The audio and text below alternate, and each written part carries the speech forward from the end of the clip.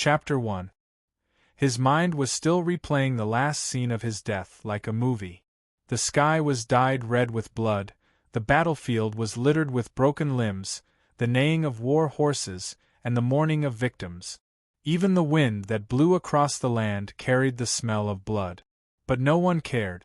The two brothers who were fighting side by side just a moment ago were now facing each other silently. At this moment, even the air seemed to be frozen. Not far from their feet was the corpse of a ferocious-looking man.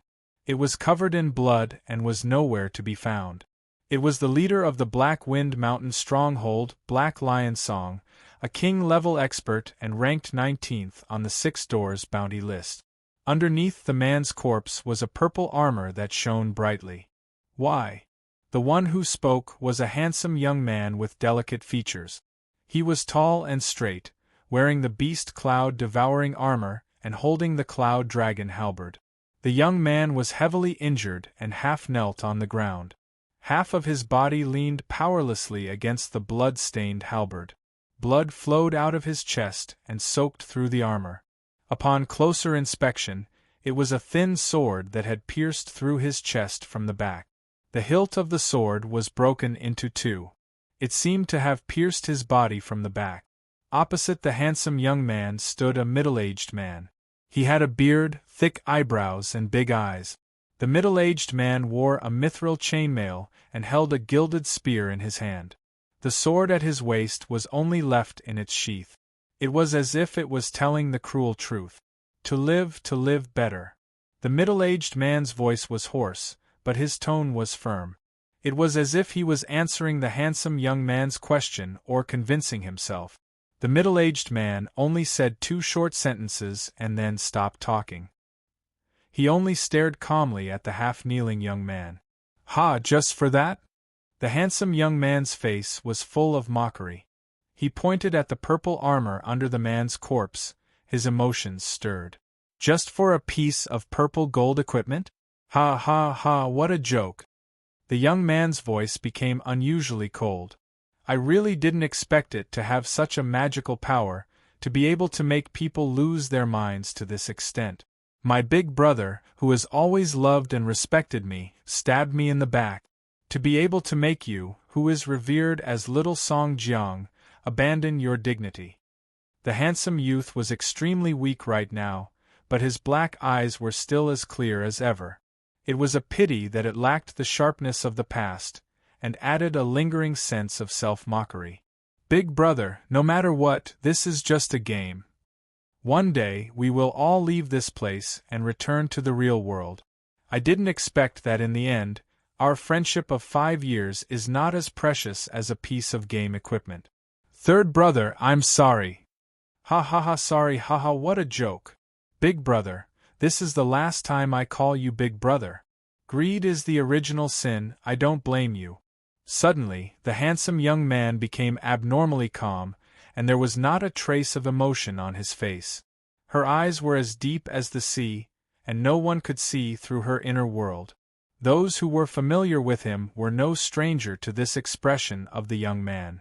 It was just like his title, Two-Faced Azura. When it was cold, it made enemies tremble in fear.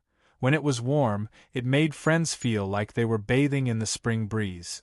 The young man glanced at the middle-aged man and said coldly, "But, next time, I will kill you." He used his left hand to slowly and tightly hold the sharp sword that had pierced through his chest. The sharp blade cut his palm, and blood slowly flowed out. The young man's expression was still so calm, without a trace of emotion, as if he couldn't feel the pain. With a ripping sound, the sharp sword was quickly pulled out of his body. The sharp blade pierced through the heart, and through the armor. Burning blood spurted out and shot into the sky, quietly blooming like a youth in full bloom. The scene froze.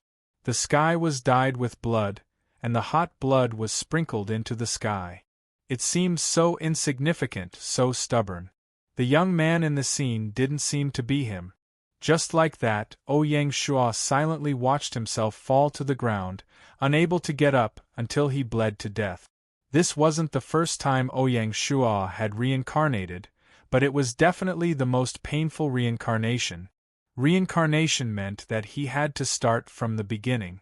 Unlike other games, every time a player died and reincarnated in this game, their character's level would be reset to 0, and all their equipment would be dropped. It was an extremely cruel death penalty. I won't be defeated by betrayal. I want to take back everything that belongs to me. Thinking of his sister who was still waiting for him in the city, Ouyang Shua cast aside all distracting thoughts and made up his mind. He made a declaration of his destiny and slowly opened his heavy eyelid. The white ceiling was spotless. There was nothing on the smooth metal wall. There was no other furniture in the room other than a bed. It was extremely simple. A game poster was pasted on the opposite wall. Apart from that, there were no other decorations. Where is this? Ouyang Shua couldn't help but mutter to himself. His face was filled with confusion. This definitely wasn't the reincarnation hall. The reincarnation hall had always been a place filled with ghosts and demons. It was a place filled with eerie winds all year round. It definitely wasn't peaceful. Could it be that he had returned to the real world? That couldn't be right. If he had gone offline and returned to the real world, he should be lying in the gaming cabin and not lying on the bed like this. His gaze inadvertently swept across the huge game poster on the wall. Ouyang Shua felt as if he had been struck by lightning. It was too familiar. How could he not be familiar? That was the game poster that he had played for 5 years. The first MMORPG in history that combines personal adventure, territory construction, and dimensional war all in one, Earth on 1E. It's scheduled to officially open beta on January 1, 2190. Please look forward to it. The eye-catching slogan made Ouyang Shua dumbfounded. His thoughts stopped for a moment, as if his optical computer had crashed. Oh, he remembered now. This was his home 5 years ago. The dormant memories flooded back like a tidal wave. Ouyang Shua, who had long gotten used to the game world, returned to the real world. In 2170 AD, scientists had observed abnormal fluctuations coming from the Earth's core. After 3 months of repeated observations and complicated calculations by the team of scientists, they had deduced a shocking conclusion. 30 years later, the Earth's core would completely explode. At that time, the magma in the Earth's mantle would break through the Earth's crust without any reservations. The Earth would become a flaming planet like the Sun. When this observation report was sent to the Federation government, everyone was in despair. After nearly 200 years of rapid development in space technology, long-distance interstellar navigation and wormhole travel could already be carried out. However, humans had yet to find a habitable planet like Earth. The only base on Mars could only accommodate a limited population, and it also required continuous support from Earth's mother planet. If Earth was really going to be destroyed, then humans would have no place to live. The path of retreat had been decided, and the future was unpredictable. In desperation, just as the Federation government was preparing to launch the Mars terraforming plan, a miracle happened. The latest image from the Explorer showed that a new habitable planet had appeared in the Explorer's field of vision. The Federation government didn't have time to celebrate. A huge interstellar immigration plan was drawn up in less than 3 months. The new habitable planet was named Hope. The code name of the interstellar immigration plan was naturally Hope. It was the last hope of humanity. In order to prevent society from panicking, the immigration plan was strictly kept secret. The entire plan was divided into many independent parts and handed over to different organizations or departments. It could be said that other than the Federation president, no one else knew the complete contents of the plan. Earth on 1E was an important part of the Hope plan. From the moment it was born, it was naturally shrouded in a layer of mystery. There were countless conflicts of interest and compromises that revolved around the planning and design of the game. It was far more exciting than the melodramatic plots of television dramas. The specific details were not known to outsiders. The game map was completely created with Earth as a real template, and the area was expanded by 10 times. The game design team was only responsible for the design of the game's architecture and game mode. The specific game scenes and NPCs were derived from the various countries' historical data as a template. The design team scanned the various countries' historical images, texts, and cultural relics before importing them into Skynet's host, Gaia, to carry out intelligent deductions over a long period of time. Even the designers did not know the specific mission flow and detailed data parameters in the game. 15 years later, on January 1, 2185, Earth on 1E began its top-secret closed beta testing. All the closed beta testers were required to sign a strict confidentiality agreement. In order to obtain the qualifications for the closed beta testing, the various factions naturally fought fiercely. Let's not talk about that. In order to ensure the game's relative fairness, Gaia created a separate piece of land. The closed beta map would not appear in the official game map. Through the closed beta, Gaia could continuously observe the player's in-game behavior and the NPC's responses. Based on the massive amount of first-hand observation data, Gaia constantly analyzed and summarized, constantly adjusting and perfecting the game's settings.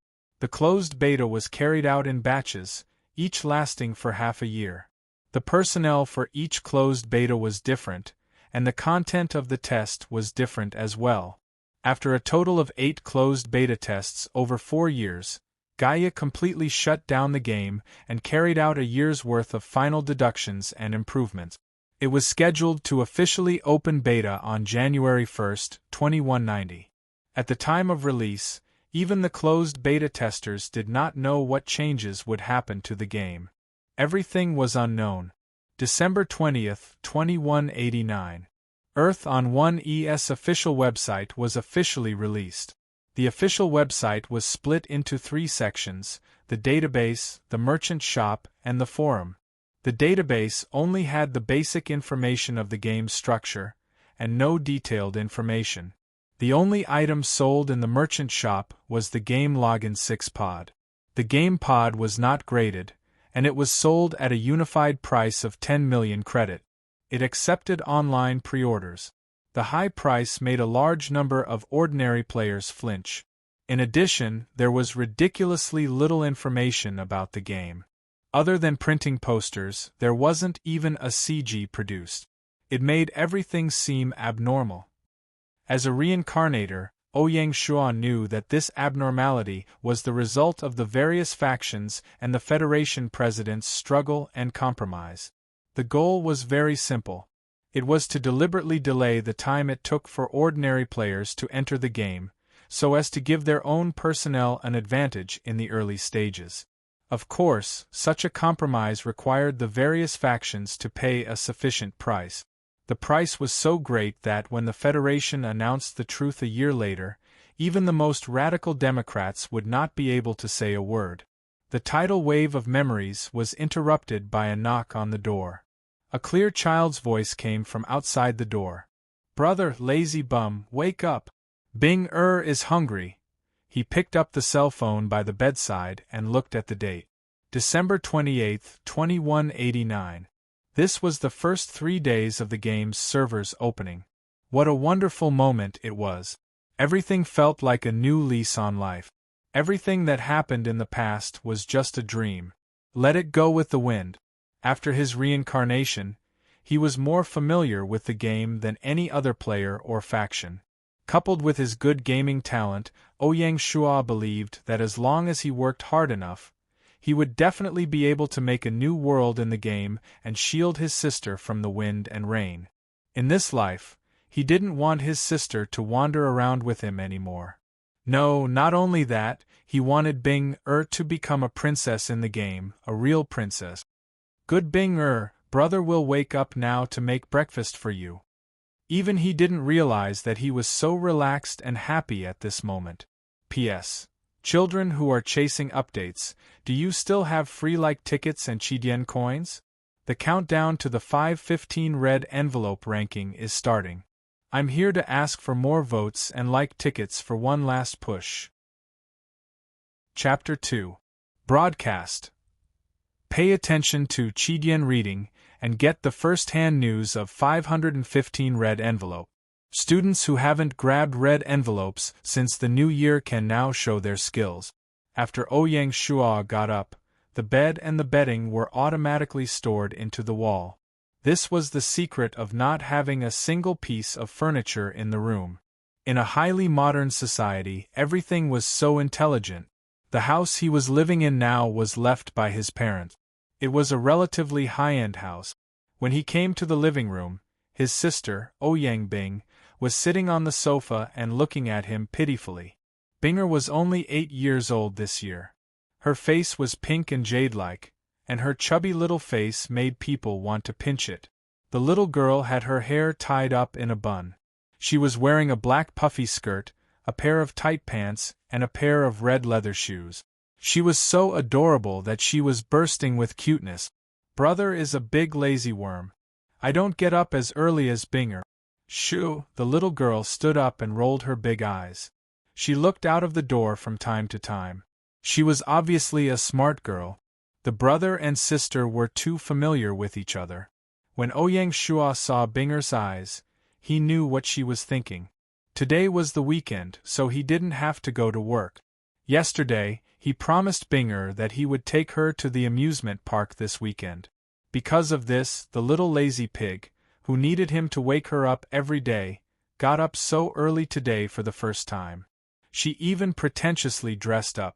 Ouyang Shua didn't tease her. He walked to the sofa and sat down. He picked up the little girl and put her on his lap. He rubbed his chin against the little lass's forehead, and the beard on his chin tickled her, causing her to giggle. Bad brother, you only know how to bully the cute Binger. Well, our cute little princess dressed up so beautifully today. Brother is going to make breakfast for you now. After breakfast, we'll go to the amusement park, okay?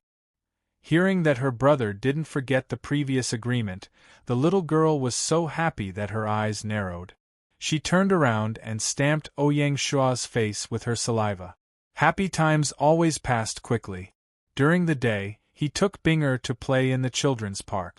At night, he took her to KFC to eat a family bucket. This made the little lass so happy that she couldn't even fall asleep. After telling her the third fairy tale, he finally coaxed her to sleep. In the dead of the night, Ouyang Shua finally had the time to organize the information about the game before his rebirth. At the same time, he made a simple plan for the future. He definitely had to quit his job. Anyway, he had only been working for less than half a year, and he didn't have much affection for the company. The most valuable asset in the family was the house they were currently living in. The savings left by his parents were almost gone after he graduated from university. This was also the reason why he was in such a hurry to find a job after graduation. In this highly intelligent era, more than 90% of jobs were replaced by machines. A large number of laborers were idle, and everyone had nothing to do. The federal government had no choice but to develop a complete social welfare system to ensure everyone's basic living security. He had single-handedly created a strict social supervision system, and the tentacles of the Skynet covered every corner of society. It was difficult for ordinary crimes to escape the surveillance of the Skynet. As a result, the wealth and political resources of society had become more and more divided. Some large consortiums and political families had become more and more entrenched and could not be shaken. At the same time, the aging of society increased. Young men and women were often unwilling to have children, and the world's population had been declining for 20 consecutive years. Until now, the world's population was less than 100 million, and the elderly accounted for more than 40%. Even the densely populated China region only had a population of 100 million. According to the current financial situation, Ouyang Shua didn't even have the money to buy a gaming pod. Luckily, as someone who had been reborn, he could see the future that normal people couldn't. A year from now, all the fixed assets on Earth would become a pile of construction waste, worthless. Therefore, he planned to sell the house he was living in, get some money, and rent a house to live in. Yang Shua turned on his personal optical computer. He logged into the official real estate trading center, chose the emergency sale channel, and sold the house to the trading center at a price 10% lower than the market price. The Information Society was convenient. Yang Shua didn't need to leave his house, nor did he need to go to any government office. Because all his personal information was stored in the Skynet, as long as he passed the fingerprint and pupil verification, the transaction could be completed in half an hour. After the transaction was completed, Yang Shua's personal account immediately gained 2 million credit. While he still had time, Yang Shua began to search for a suitable rental house online. Binger was still in elementary school, and Yang Shua couldn't move too far away, so he could only look for a small district nearby, which was a bit difficult. According to the advanced search criteria, the system recommended a house in the Tianyuan district, with 3 bedrooms and 1 living room, and the monthly rent was 3,000 credit. Coincidentally, Binger's elementary school was next to the Tianyuan district. If he lived there, it would be more convenient for him to go to school. However, this house was shared, and the landlord wasn't the owner, but a tenant. This made Yang Shua a bit hesitant. With an attitude of giving it a try, Yang Shua called the other party's video number. The person who appeared on the screen was a beautiful girl in her 20s, with an oval face and willow eyebrows. The girl seemed to have just taken a shower, as her hair was still wet. She was wearing a set of pink kitty pajamas, and was a very cute little girl. This made Yang Shua feel a bit awkward. After all, sharing a house only existed in romantic scenes in dramas, and it was very difficult to achieve in real life. On the contrary, the girl on the other side was more lively, and she took the initiative to greet him. "Hello, who are you? May I ask who you are and what can I do for you?" "Hello, I am contacting you through the rental website. I saw your rental information, and it is very suitable for my needs. However, I didn't expect you to be a girl, and I don't know if it's convenient." Yang Shua directly replied, not holding any hope. "It's like this, let me make it clear first, I have 2 rooms for rent at the same time. You are alone, so it's a bit strange." The girl didn't directly refuse, but instead asked such a question. It's my fault for not saying it clearly. I have an 8-year-old sister. She is studying in Jiaozhou's 2nd elementary school near your district, so? Yang Shua said hesitantly. Hearing that he had an 8-year-old sister, the girl on the other side of the phone seemed to be relieved. "That's fine, seeing that you look quite honest, I agree. It's just the end of the month, and I can pay the rent soon, hee. Yang Shua was surprised that he agreed so straightforwardly. He wondered if he had become a lot more handsome. His charm value was simply exploding. The two discussed the details of the rental, and signed an electronic contract through the internet. Only then did Yang Shua know that the girl's name was Sun Xiaoya, a third-year architecture student at Jiaozhou University. After agreeing to move tomorrow, Yang Shua was ready to hang up the phone. At this time, a murmur came from the other side of the phone, I finally have money to pay the rent. This made the narcissistic Yang Shua suffer a big blow. The next morning, Yang Shua told Binger that he was moving. When Binger heard that she was going to live with a beautiful big sister, and it was near the school, she didn't object. The brother and sister spent the whole morning to pack their luggage, and in the afternoon, they called the moving company and settled it in one trip. When they arrived at the Tianyuan district, Sun Xiaoya was already waiting at the entrance of the district. He didn't expect this girl to be so polite.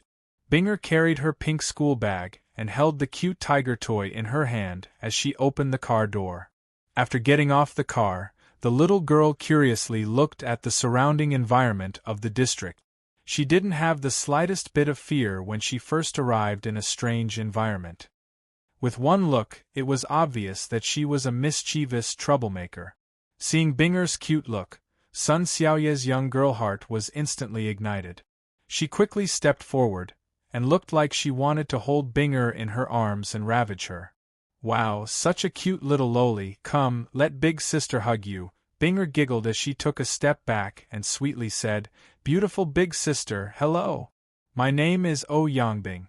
Big sister, you can be like big brother and call me Binger. Not hugging Binger, Sun Xiaoya wasn't embarrassed. She smiled and said, Oh Yangbing, such a good name. I'm Sun Xiaoya, you can also call me Xiaoya big sister. Binger, do you like this place? I like it. This place is as beautiful as our house, and there's an even more beautiful big sister. Binger is very happy, hee hee. Binger giggled as she replied. Ah, such a sweet mouth. Come, big sister will bring you up. Sun Xiaoya seemed to have entered some kind of crazy state. She threw the guy aside and directly held Binger's hand and went upstairs. Binger turned her head and glanced at her big brother. Seeing him nod, she giggled and followed Xiaoya. She was really clever. Seeing the little girl was so charming, Oh Yangshua was a little jealous. He was thinking that, if there was a chance next time, he should bring her to the nearby Jiaozhou University. Maybe then his marriage could be settled, hee hee. Boss, which floor should we move to? The movers mercilessly interrupted the guy's fantasy. Movers, move to the 15th floor. Just follow the girl in front. Thank you. Oh Yangshua hurriedly carried his suitcase and chased after Sun Xiaoya. Sun Xiaoya lived in room 153. Walking into the room, the house was very clean. There were 3 bedrooms, 1 master bedroom, and 2 bedrooms. She lived in the second bedroom. Oh Yangshua shamelessly lived in the master bedroom, and Binger lived in the second bedroom across from him. After arranging their respective rooms and packing their luggage, it was already 5 o'clock in the afternoon. In order to express his gratitude to Sun Xiaoya, and also to celebrate the housewarming, Oh Yangshua prepared a big meal to reward everyone. After buying the ingredients from the market, Chef Oh Yangshua officially took over the kitchen. He made his signature dishes: yuxiang shredded pork, sweet and sour spare ribs, boiled beef, and sliced beef in chili sauce, and 7 or 8 other dishes. Binger, the little greedy cat, slipped into the kitchen and didn't come out. Her little hands grabbed the spare ribs and sent them into her mouth. She even said that she wanted to help her brother taste the food so that he wouldn't lose face in front of Sister Xiaoya. After a sumptuous dinner, the 3 of them sat in the living room and chatted. It could also be considered as getting to know each other officially. Binger lay on the sofa and touched her bulging belly. Her face was full of satisfaction. She was so cute. Xiaoya, why did you rent such a big house by yourself? After getting to know each other, Oh Yangshua didn't have any scruples and directly asked the question in his heart. If he said that this girl was a nouveau riche, then she muttered that she couldn't pay the rent. If he said that she wasn't, then she rented a house with 3 bedrooms and a living room by herself. Was there something wrong with her brain? Sigh, brother Ouyang, don't mention it. It's all my best friend's fault for choosing a lover over a friend. Originally, the 3 of us lived together, and we signed a 2-year lease, which just happened to end after we graduated from university. Who would have thought that after they got a boyfriend, they all moved to their boyfriend's place, leaving me all alone. In order to pay the rent, I had to sublet 2 rooms. If it wasn't for you guys coming to rent together in time, I could only live on instant noodles every day, sob, Sun Xiaoya said bitterly. It seems that this girl has a deep grudge against her 2 ex-roommates. Once she heard me ask about this, she couldn't stop complaining. Oh Yangshua tactfully didn't continue on this topic. Instead, he changed the topic to talk about school. He also graduated from Jiaozhou University and could be said to be Sun Xiaoya's senior. The 2 of them had a lot of topics to talk about. Around 10 o'clock, everyone went back to their respective rooms to rest. They finally settled down. From tomorrow onwards, he had to prepare for the game. After all, that was the foundation of his rise. With great expectations for the future, Oh Yangshua spent the second night after his rebirth. P.S. Children who are chasing updates, do you still have free likes and Qidian coins? The countdown for the 515 red envelope ranking is starting. I'm here to ask for more votes and likes. It's my last push. Chapter 3. Latest news. Tomorrow was 515 Chidian's anniversary celebration, the day with the most benefits. Other than the gift bags and school bags, he definitely had to watch the 515 red envelope flip. There was no reason not to snatch the red envelope. After waking up in the morning, Ouyang Shuo used his optical computer to log into the Earth on 1E official website. He first browsed the forum. There weren't many posts, most of which were complaining about the high price of the game capsule. However, there was a post by an ID called Siege Lion titled, "The Pros and Cons of Personal Adventure Mode and Territory Construction Mode," that caught his attention. Based on the analysis of the limited game information and the experience of previous game modes, Siege Lion believed that the territory construction mode required the player to have a certain level of territory management ability and required continuous investment. It was not recommended for ordinary players. Otherwise, if the territory was conquered, it would be easy to make a profit. Seeing such an accurate prediction, Ouyang Shuo suspected that this guy might be a beta tester. After memorizing the ID, he didn't continue browsing. Instead, he went to the shop and chose to purchase the game capsule online. There were different models of the game capsule according to the player's height and body shape. He had to choose one himself. After completing the online payment, the shop notified him that the game capsule would be delivered to his door that afternoon. As for the plot in YY novels where the protagonist waited in line under the sun to buy game equipment, it naturally wouldn't happen in reality. Not to mention now, just 100 years ago, all goods could be purchased online on Earth. At 3 in the afternoon, the game capsule was delivered punctually. The entire capsule was silver gray in color and had an exquisite design, giving off a sci-fi vibe. The staff installed the game capsule in the bedroom according to Ouyang Shuo's request and left. Sun Xiaoye wasn't surprised that Ouyang Shuo ordered the game capsule. After all, in modern society there were countless virtual games. Playing games was too normal. The next day was New Year's Day. During the day, Ouyang Shuo focused on playing with Binger. This time, Xiaoye also joined in. Under her brother's indulgence and sister Xiaoye's company, the little girl was playing like crazy. Usually, Ouyang Shuo was very strict with her studies. After all, no matter what era, knowledge would never fall behind.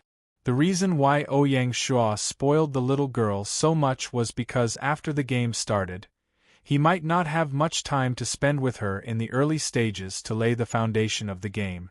So, before the game started, he took advantage of the holiday to spend time with her.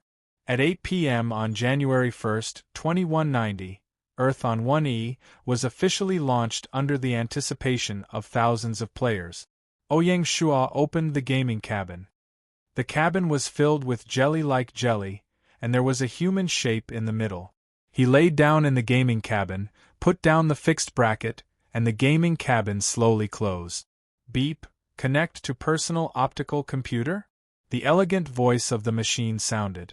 Connect. Beep, personal optical computer connected, personal information collected. Do you want to bind your identity? Bind. Ouyang Shuo felt a miniature probe prick his body. Beep, DNA sample collection complete, identity binding successful. Do you want to open the nutrient fluid pipeline? After activation, it will allow players to stay online for long periods of time. Activate. In an instant, a nutrient fluid delivery tube was inserted into his body from his left arm. The AI would monitor the player's body data 24 hours a day. Once hunger was detected, it would intelligently transfer sufficient nutrients to the player. The channel for the nutrient solution has been opened. The cabin is in order. Do you want to log in? 6. Instantly, Ouyang Shuo seemed as if he'd traveled through space, and his consciousness left his body and was involuntarily cast towards the multicolored spatial vortex. When he opened his eyes again, Ouyang Shuo appeared in a large hall. The hall didn't have a roof or walls, and it was surrounded by a faint mist. It was like a fairyland.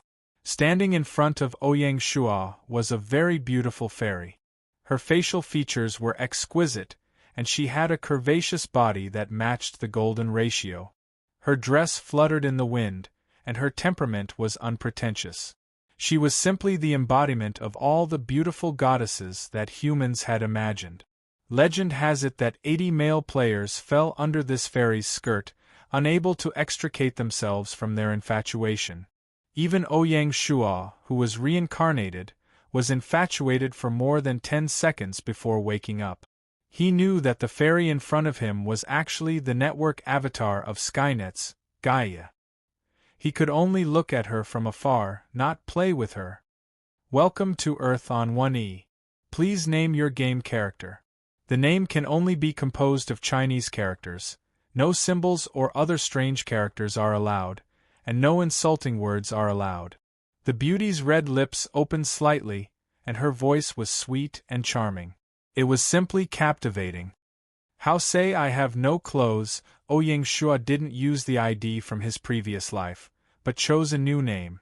In this life, he was destined to spend his days on the battlefield. Choosing such a name was quite artistic, System notification. Naming rules are met, no duplicate names, naming successful. Please choose the game mode, individual adventure mode or territory construction mode. You can only choose one. I choose territory construction mode. In his previous life, Ouyang Shua chose the individual adventure mode, so it was naturally different in this life. A year later, from the Federation's gaming convention, it wasn't hard to see that the essence of the game lay in territory construction mode. The representatives of the major powers all chose the territory construction mode. Special reminder: Overlord class players are not allowed to leave the territory unless they are involved in a territory war. To compensate, players can choose an individual adventure job as a part-time job. The so-called Overlord class players are not allowed to leave the territory, referred to the main plane or the main map. The battle map was not restricted. Individual adventure jobs were divided into two categories: combat jobs and lifestyle jobs. Similarly, players could only choose one of the two. In the China server, the combat jobs were divided into 6 jobs: Tactician, General, Knight, Taoist, Healer, and Bailiff. Each of the combat jobs were not further divided. Players could freely choose their skills and weapons. For example, a knight could use 9 short weapons: swords, whips, maces, axes, sticks, and pestles, and 9 long weapons: swords, spears, rods, tridents, hooks, and halberds. But if a knight used a sword, but didn't learn any sword skills, then it was just a facade. The lifestyle jobs included all kinds of professions. The main ones were blacksmiths, tailors, doctors, architects, keepers, fishermen, farmers, veterinarians, brewers, chefs, carpenters, masons, shipbuilders, and so on. The lifestyle jobs didn't have character levels, only skill levels. After dying, they wouldn't lose experience. This was also a form of protection for the lifestyle players who didn't have any combat power. Choose General. This was Ouyang Shua's main job in his previous life, so it was a walk in the park. System notification. Job confirmed, starting to generate character stats, please check. Ouyang Shua opened the status panel and looked at his character stat.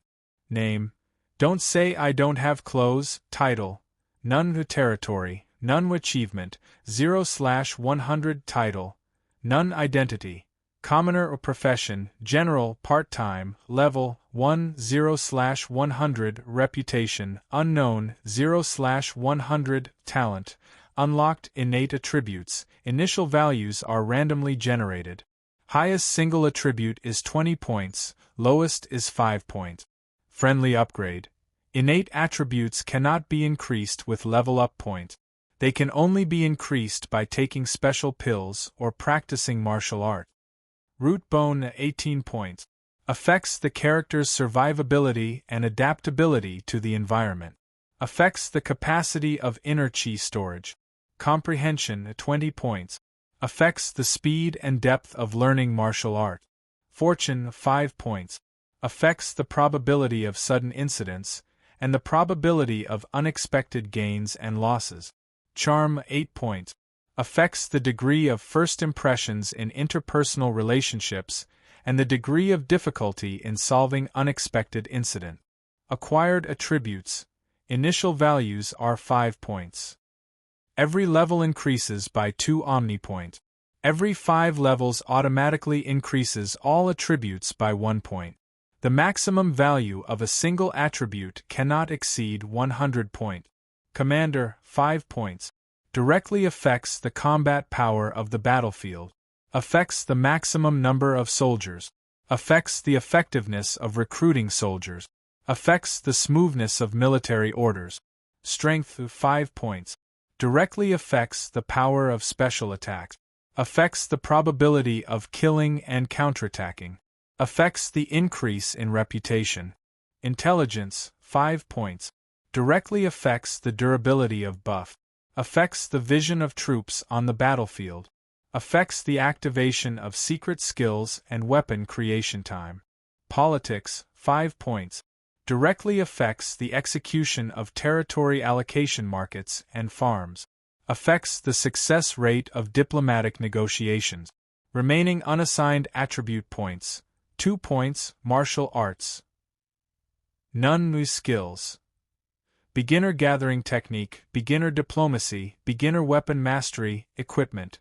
None Ouyang Shua's innate attributes were heavily biased. His root bone and comprehension were almost maxed out. His fortune and charm had just barely reached the passing line. A high root bone and comprehension were helpful in practicing martial art. His low fortune and charm meant that he was not liked in the game. It was difficult for him to have a fortuitous encounter. In the skill bar, beginner gathering technique was a common skill for all players. Beginner diplomacy was a common skill for Lord-class players. Beginner weapon mastery was a common skill for general professions.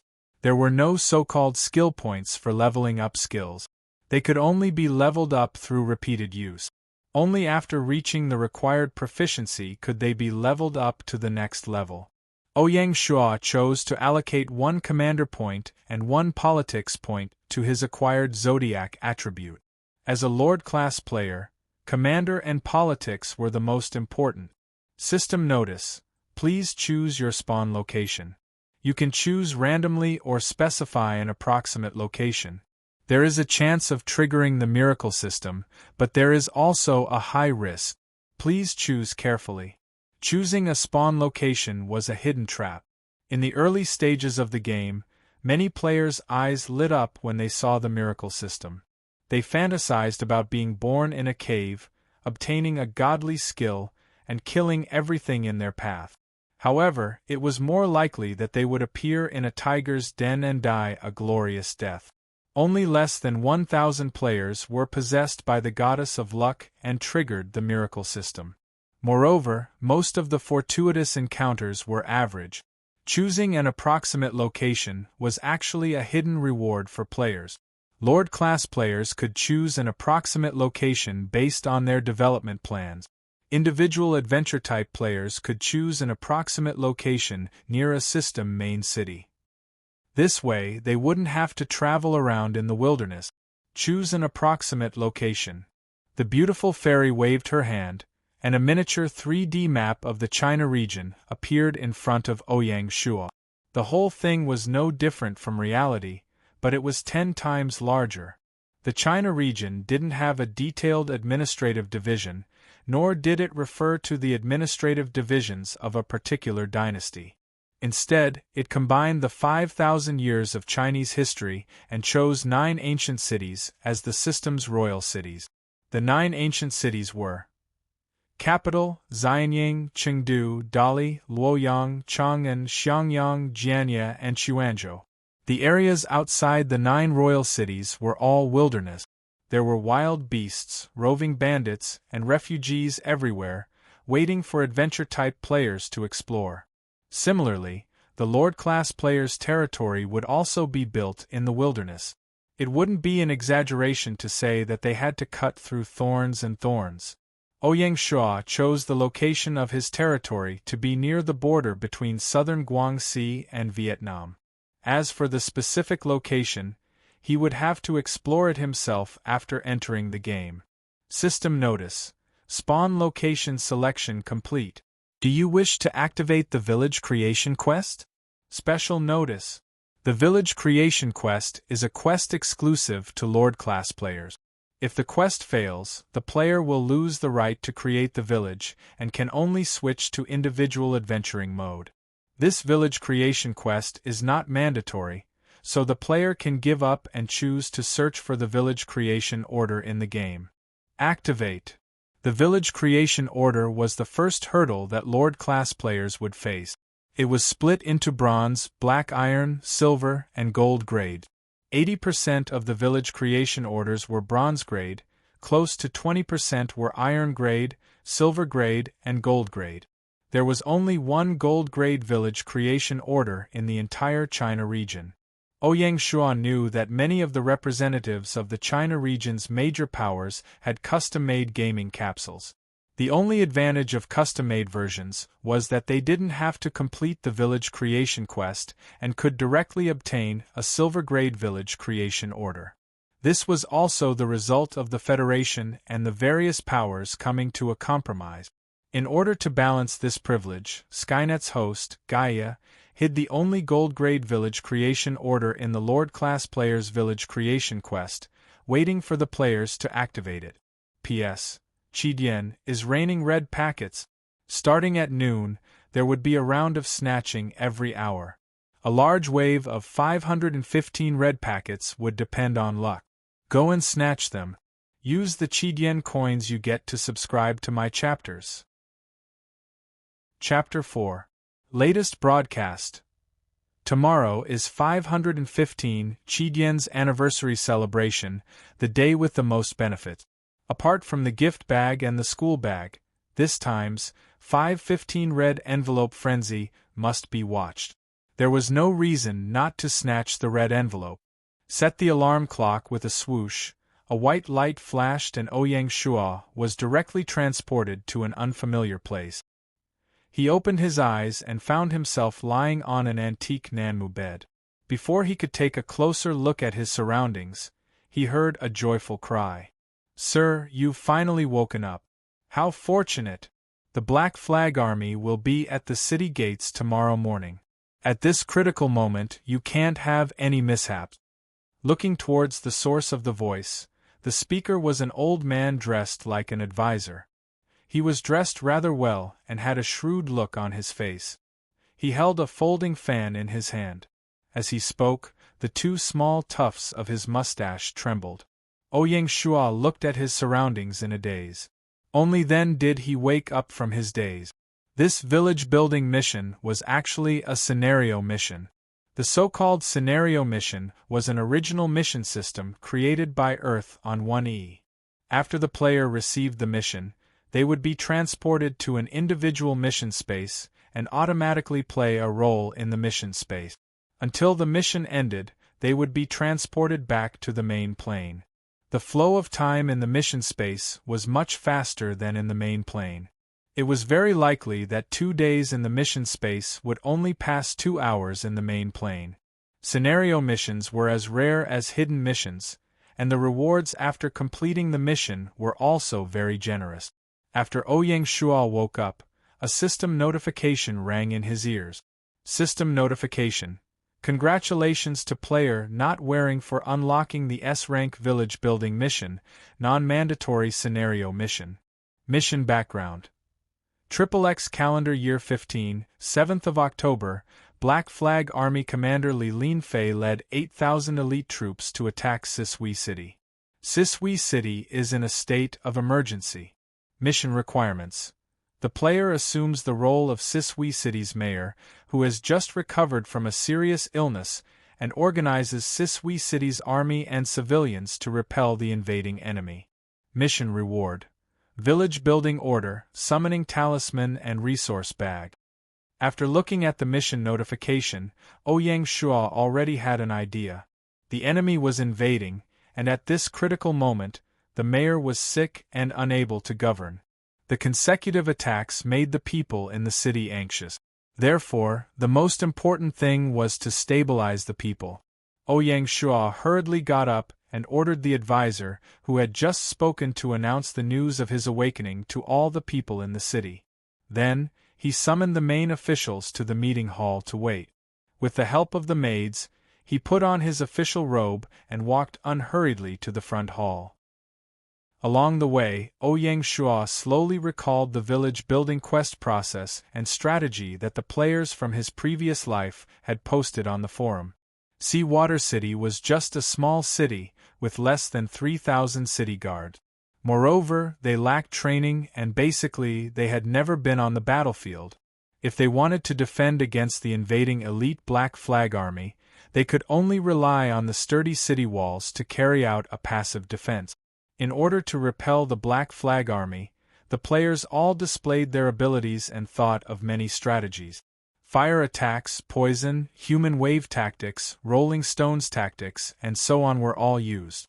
Most of these tactics had little effect. Take the human wave tactic as an example. As long as the casualties of the army exceeded 20%, the morale of the army would drop significantly. It was impossible to turn all the soldiers into steel warriors who were not afraid of death. Out of all the guides, the one that Ouyang Shua valued the most was the one that allowed players to obtain a gold village creation order. That player was called Dragon Seeking Acupuncture Point, and he was an extremely famous quest maniac in the professional gaming circle. He had only entered the game a week after the server opened. In a week, the players had used all kinds of tactics, but none of them had met the hidden conditions for the Gold Village creation order. Dragon Seeking Acupuncture Point was able to complete the quest in one go. It had to be said that his strength was truly extraordinary. Ouyang Shua remembered that by relying on that Gold Village creation order, he had grown to become one of the top feudal lords in the China region. However, in this life, this glory had been shamelessly stolen by Ouyang Shua. Thinking of this, Ouyang Shua felt that he had let him down. If there was a chance in the future, he would have to properly repay him. According to Dragon Seeking Acupuncture Point, after he received the quest, he did not follow the conventional train of thought and hurriedly organized the city guards and the citizens to go up the city walls to resist the enemy. Instead, he continuously conversed with the NPCs in the city in an attempt to find hidden clues, hoping to use different methods to complete the quest. Hard work paid off. Finally, he learned from a water conservancy official that there was a reservoir 1,000 meters south of Sisui City. If he could arrange for people to suddenly dig open the reservoir when the Black Flag Army had just set up camp, then the raging flood would be enough to completely wipe out the Black Flag Army. Only, this method went against the will of heaven. Under the devastation of the flood, many villages and farmlands outside the city would suffer. If the players didn't take the initiative to ask, the NPCs wouldn't tell you about this quest clue. Perhaps this was the brilliance of Dragon Seeking Acupuncture Point, this quest maniac. While the other players' thoughts were still stuck in the conventional defensive and counterattack tactics, his thoughts had already jumped out of this city, and he was digging out the mysteries of victory from outside the city. Ouyang Shua arrived at the meeting hall. Sisui City's main officials and city guards were already all present. Each and every one of them was originally apprehensive, but when they saw the city lord's calm appearance, they felt much more at ease. After sitting down in the main seat, Ouyang Shua swept his eyes over everyone one by one and calmly said, "Everyone, there is no need to panic. I already have a good plan to defeat the enemy. What everyone needs to do is to properly pacify the commoners in the city. Tonight, the city will implement a curfew to prevent local ruffians from taking advantage of the chaos to rob. Once discovered, severe punishment will not be given. In addition, the city guards must properly arrange the city walls' defenses, properly carry out patrol work. Spread out the scouting team, we must grasp the enemy's whereabouts at all times, do not slack off." The group of officials were completely confused by Ouyang Shua, but due to the city lord's dignity, None of them were insensible enough to jump out and cause trouble, all of them nodding in agreement. "All right, Sir Zhu, stay behind, I have some instructions. The rest of you can disperse." Sir Zhu was the advisor from just now, the city lord's trusted aide. Knowing what to do, Ouyang Shuo didn't have the patience to deal with these NPCs, directly sending them away. As for the matter of digging the dam and releasing the water, it was better to have a trusted aide do it alone. It wasn't appropriate to announce it in front of everyone. Otherwise, if he didn't handle things discreetly and the Black Flag Army found out, then it would truly be like drawing water with a wicker basket. After the others dispersed, Ouyang Shuo instructed advisor Sir Zhu to arrange for people to rush to the reservoir dam in advance tonight.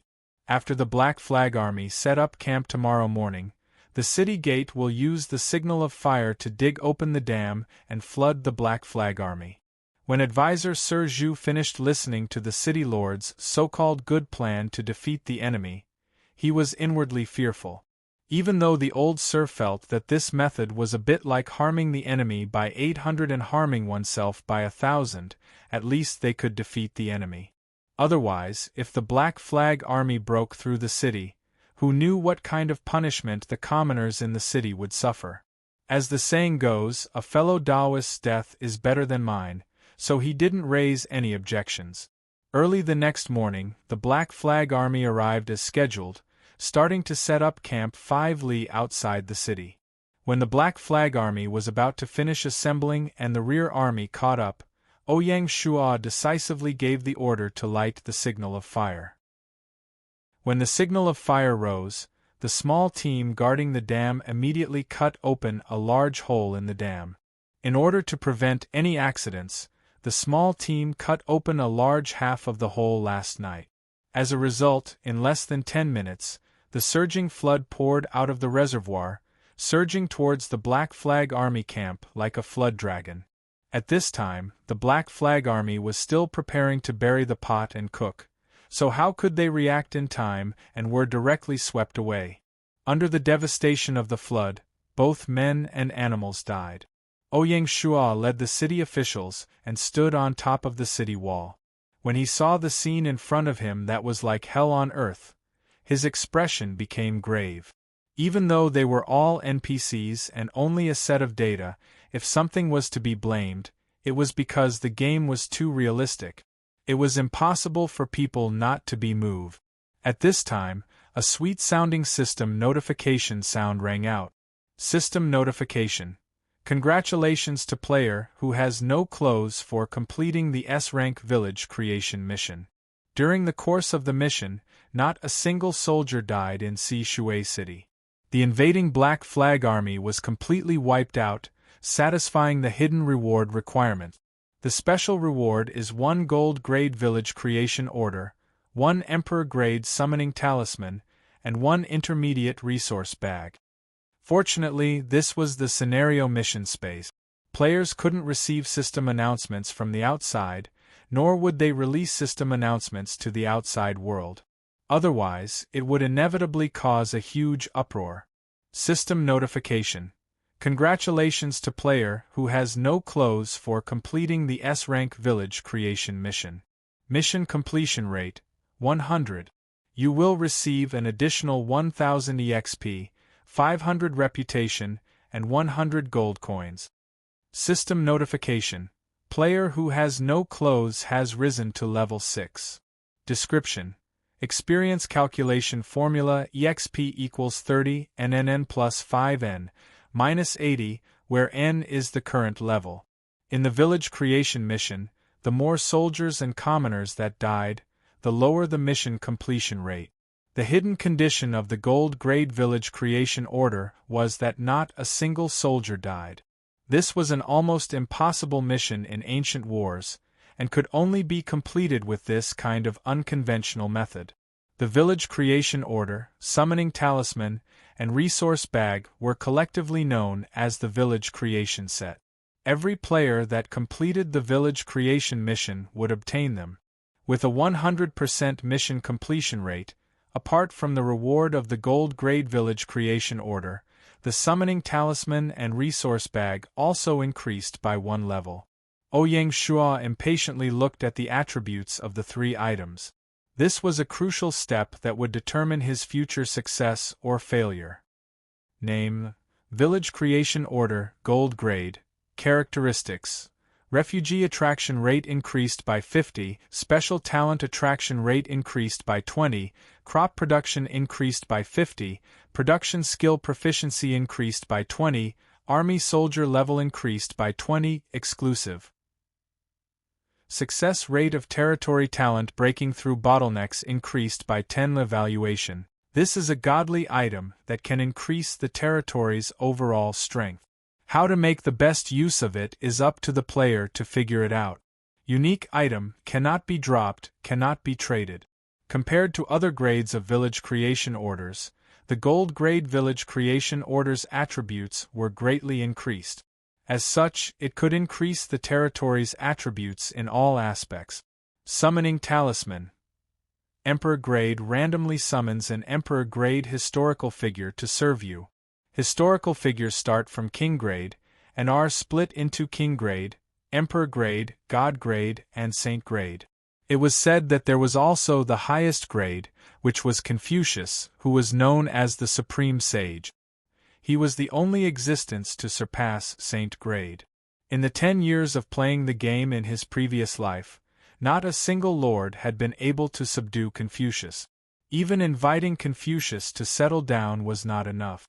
This old man loved to travel around the world, and would never stay in one place for too long. Resource bag: Intermediate grain 500 units, wood 500 units, stone 500 units, iron 500 units. The 4 types of resources in the resource bag were called basic resources by players. Basically, the territory's construction couldn't be done without these 4 types of resources. Moreover, the resource bag was a single-use item, and could only be taken out, not stored. Once all the resources in the resource bag were taken out, the resource bag would automatically disappear. The resources in the intermediate resource bag were 5 times that of the basic resource bag, which made Ouyang Shua even more confident in carrying out his plans. Of course, the most important thing was the 100 gold coins reward. In the early stages of the game, where copper coins were still the main currency, 100 gold coins was a huge sum of money. System notification: Quest complete. Would you like to immediately teleport back to the main plane? Teleport. With a whoosh, a white light flashed, and Ouyang Shua disappeared from the quest space. PS 515 Chidian is raining red packets. From noon onwards, there would be a round of snatching every hour. A large wave of 515 red packets would depend on luck. Go and snatch, and use the Chidian coins to subscribe to my chapters. Chapter 5. With a swoosh, a white light flashed, and Ouyang Shua finally appeared in the wilderness of the main plain. Before he could take a good look at his surroundings, a series of system announcements exploded in his ears. System announcement: Congratulations to player D Chen for successfully building the first level 1 village in the China server, Handan Village. Special reward: 1,100 merit points. System announcement: Congratulations to player Battlewolf for successfully building the second level 1 village in the China server, Red Blood Village. Special reward: 1,000 merit points. System announcement: Congratulations to player Feng Qingyang for successfully building the third level 1 village in the China server, Swordsman Village. Special reward: 900 merit points. System announcement: Congratulations to player Seeking Phoenix for successfully building the 4th level 1 village in the China server, Luofeng Village. Special reward: 800 merit points. System announcement: Congratulations to player Chun Xinjun for successfully building the 5th level 1 village in the China server, Danyang Village. Special reward: 700 merit points. System announcement: Congratulations to player Military Killer for successfully building the 6th level 1 village in the China server, Azura Village. Special reward: 600 merit points. Unsurprisingly, when Ouyang Shuo was doing the village building mission, there were already 6 lords in the China server who had successfully built level 1 villages. These 6 people were all overlords in his previous life.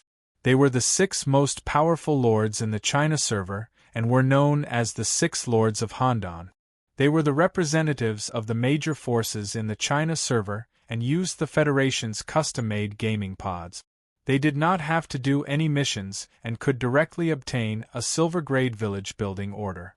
The continuous system announcements caused a huge uproar. If it was just 1 or 2 lucky people, it would be understandable for them to build a village as soon as the server started.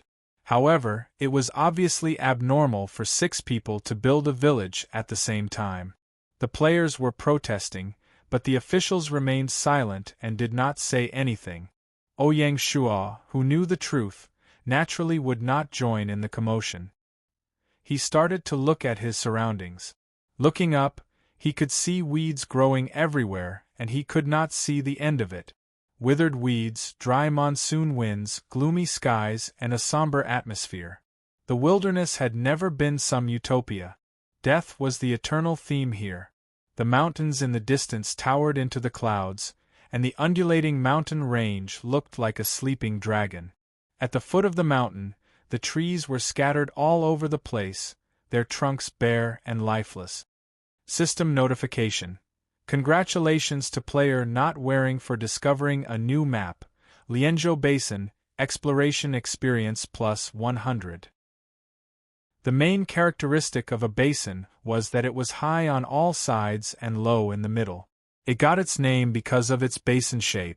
As one of the 5 basic terrains in the world, it was widely distributed in the real world. After the game map was expanded 10 times, the hills were raised 10 times, and the rivers were widened 10 times. The small basins that were originally spread all over the country would become large basins like the Sichuan Basin in reality. This kind of terrain was easy to defend and difficult to attack. The edge of the basin was rich in mineral resources, so it was very popular with Lord-class players. Most of the major forces in the game were built on such terrain. The Lianzhou Basin covered an area of nearly 240,000 square kilometers, which was equivalent to the size of the entire Guangxi province in reality. To the west of the basin was the border between China and Vietnam. It was modified by the system into a huge rocky mountain range, which was impossible to cross.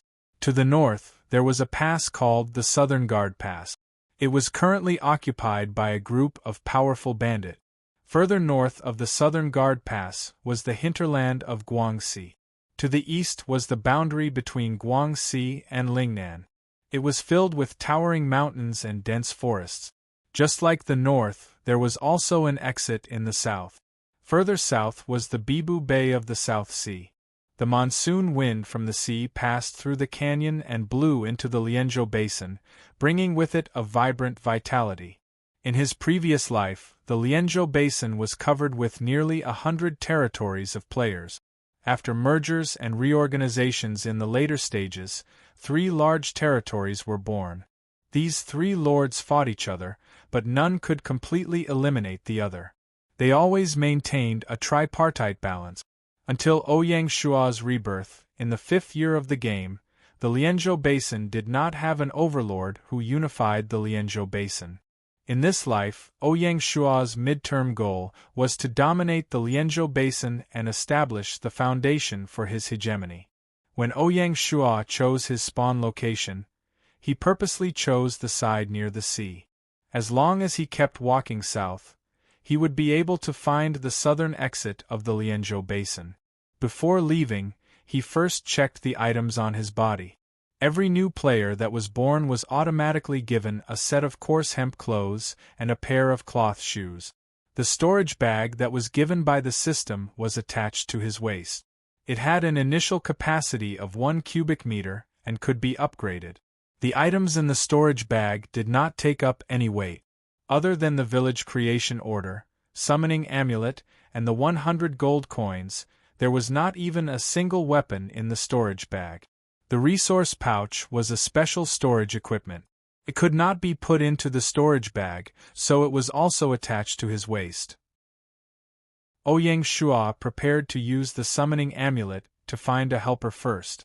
Otherwise, before he could find a suitable location to build the village, he would be killed by roving bandits on the road. That would be too unjust. After tearing the summoning amulet, a white light flashed and a valiant middle-aged general riding on a yellow buckskin horse appeared. System notification. Congratulations to player who says that has nothing successfully subdued the historical character Long Live Sure. Special reward, 100 points of reputation. When the middle-aged general saw Ouyang Shua, he immediately dismounted and knelt on one knee. He said solemnly, "General Long Live Sure pays respect to the Lord." Ouyang Shua hurriedly walked forward and helped him up with both hands. He patted the general's shoulder with his right hand and said with a smile, "General Sure, please get up." Having the general's help is like adding wings to a tiger. System notification. Congratulations to player who says that has nothing. Because of your courtesy, the historical character Long Live Sure's loyalty has increased by 5 points. While greeting the general, Ouyang Shua checked Sure's attribute. Name, Long Live Sure, Emperor level. Title, one of the 10 great historical generals. Dynasty, Sui dynasty. Identity, none. Occupation, special class. General loyalty, 85 points. Commander, 80 points. Force, 95 points. Intelligence, 60 points. Politics, 30 points. Specialties, leading the way, increases troop morale by 40 points. Fighting in the south and north, increases troop movement by 30 points. Insight into the finest details, increases troop attack power by 20 points. Technique, Blazing Sun Spear Technique, 24 moves. Equipment, yellow buckskin horse, tiger fish scale armor, wrought iron spear, fine steel sword, white birch bough. Evaluation. The founding general of the Sui dynasty, brave, good at riding and archery. He has an upright temperament and is not good at politics. He is good at comforting the soldiers, but not good at managing the army. With a fierce general like Sure as his bodyguard, Ouyang Shua no longer had to worry about being bullied by the roving bandits. The two of them and one horse hurriedly headed south. In less than an hour, they had reached the southernmost part of the basin. Between the towering mountains, there was a 50-meter-wide canyon that stretched straight into the distance. Below the canyon was a river of the same width. The river forked 500 meters in front of the canyon, dividing into 2 tributaries, the east and the west. To be more precise, the 2 tributaries converged here. The one on the west was called the Friendship River, and the one on the east was called the Chioshui River. The Friendship River was slightly wider, being 35 meters wide, while the Chioshui River was slightly narrower, being 30 meters wide. If there were no surprises, the source of the 2 rivers should be lakes formed by rainwater gathering in the mountains on the east and west side. After careful consideration, Ouyang Shua planned to build a village on the west side of the canyon, at the foot of the mountain on the side of the national border. The village was backed by the Rocky Mountain range that separated the national border. To the west was a forest, to the north was the flowing Friendship River, and to the east was the canyon. This way, it would be easy to defend the territory and also take care of collecting resources. At the same time, it would guard the mouth of the canyon, which was a strategic location. The problem now was how the 2 of them were going to cross the 35-meter-wide Friendship River and build a village on the other side of the river. Oh, there was also a warhorse. He had no choice but to follow the spirit of doing it himself and getting enough food and clothing. Ouyang Shua took out 10 units of wood from his resource bag. With Sure Wansue's help, he tied it up with rattan and made a simple raft. System notice. Congratulations to player not wearing anything for successfully making a raft and mastering beginner shipbuilding. Raft, a simple water transportation tool. The evaluation. It's too simple and crude. A gust of wind could flip it over. Please use caution. Earth on 1E was a game with a high degree of freedom. Even if Ouyang Shuo hadn't mastered beginner shipbuilding, as long as he had the right materials, tools, and knew the principles, he could still make a raft in the game. The same principle applied to gunpowder, glass, wine making, and other technologies. The two of them rowed the raft across the Friendship River. They placed the raft on the shore and covered it with weed. They walked south until they reached the foot of the mountain. Choosing the location of the village was very important. This was because once the village creation order was used, it couldn't be moved. Lord class players had to reserve space for future development. In ancient times, there was a limit to the size of a city. It wasn't always better to be bigger. Generally speaking, a city's limit was around 100 square kilometers. If it was any bigger, with ancient technology, the difficulty of managing the city would increase exponentially. Transportation, drainage, sanitation, and so on would all be a huge challenge. A city of 100 square kilometers was equivalent to a square with a side of 10 kilometers. The city lord's mansion was located in the middle of the city, and it was as far back as possible. According to this plan, Ouyang Shuo chose the location of the village to be 382 kilometers away from the southern mountain range. It was 10 kilometers away from the east side of the canyon, and there was a 5-kilometer buffer zone. He took out the village creation order from his storage bag and inserted it into the soil. He then bit his finger and dripped a drop of blood on the token. Immediately, the village creation order turned into a ball of gentle golden light. The golden light shot into the sky and exploded in the air, turning into a golden halo that spread in all directions. The halo spread all the way to the edge of the territory before disappearing. At the same time, a golden stone tablet slowly rose from the ground where Ouyang Shuo was standing. The stone tablet was 9 feet tall and 3 feet wide. The front of the stone tablet was blank, and the back was engraved with 4 ancient words: "Blessed by the heavens, live forever." Ouyang Shuo pressed his palm on the stone tablet, and the system's notification sounded. System notification. Congratulations to player who says that has nothing has successfully built a village. Please name your village. This place was backed by mountains and connected directly to the sea. Let's call it Shanghai Village. Shanghai Village. As soon as he finished speaking, the words Shanghai Village appeared on the front of the stone tablet. System notification. Congratulations to player who says that has nothing has successfully built the 7th level 1 village in the China server, Shanghai Village. Special reward: 500 achievement points. System notification. Congratulations to player who says that has nothing has successfully built the 7th level 1 village in the China server, Shanghai Village. Special reward: 500 achievement points. System notification. Congratulations to player who says that has nothing has successfully built the 7th level 1 village in the China server, Shanghai Village. Special reward: 500 achievement points. This time, the system notification did not attract much attention. After all, when Ouyang Shuo was still working on the village creation quest, the China server had already heard the same system notification 6 times in a row. Everyone was already numb to it. Others might not care, but the 6 lords of Handan immediately noticed this lord-level player called who says that has nothing. They knew very well that in the entire China server, there were only 6 special people who could directly obtain a silver-grade village creation order. Now that the 7th person had appeared, he could actually be considered as the first player to build a village in the China server. No amount of attention could be paid to him. Unfortunately, with the conditions in the wilderness, they would not be able to obtain any information about Shanghai Village in a short period of time. The reward for the first person to build a village was 100 achievement points. Every time one's rank dropped, it would decrease by 100 achievement points. After the 10th place, everyone would be rewarded with 100 achievement points. For Lord class players, achievement points were more important than level and reputation. It would not be an exaggeration to say that it was the most important attribute. This was because achievement points were directly linked to one's noble rank.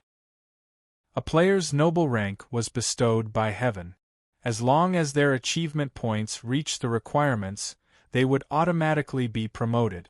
The noble ranks in Earth on 1E were divided into 5 ranks: Baron, Viscount, Earl, Marquis, and Duke.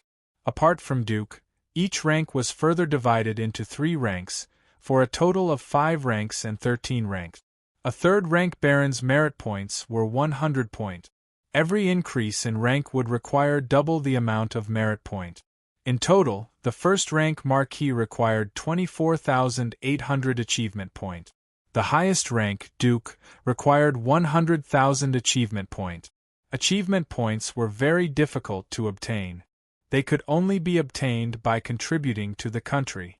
Usually, there were only a few limited methods, such as establishing a territory in the wilderness to expand the country's territory, fighting against bandits and roving bandits, protecting the border and pacifying the people, participating in military campaigns, and making contributions. The most important thing was that the noble rank was directly linked to the level of the territory. The territory was also divided into 5 ranks: village, town, county, county city, capital city, and so on. If the lord's noble rank did not meet the requirements of the next rank, the territory would not be able to be promoted. System notice: congratulations to player who says that has nothing has built Shanghai Village. In the village building, the Lord's Mansion will automatically give you this item. In addition, 3 basic village buildings will be randomly selected.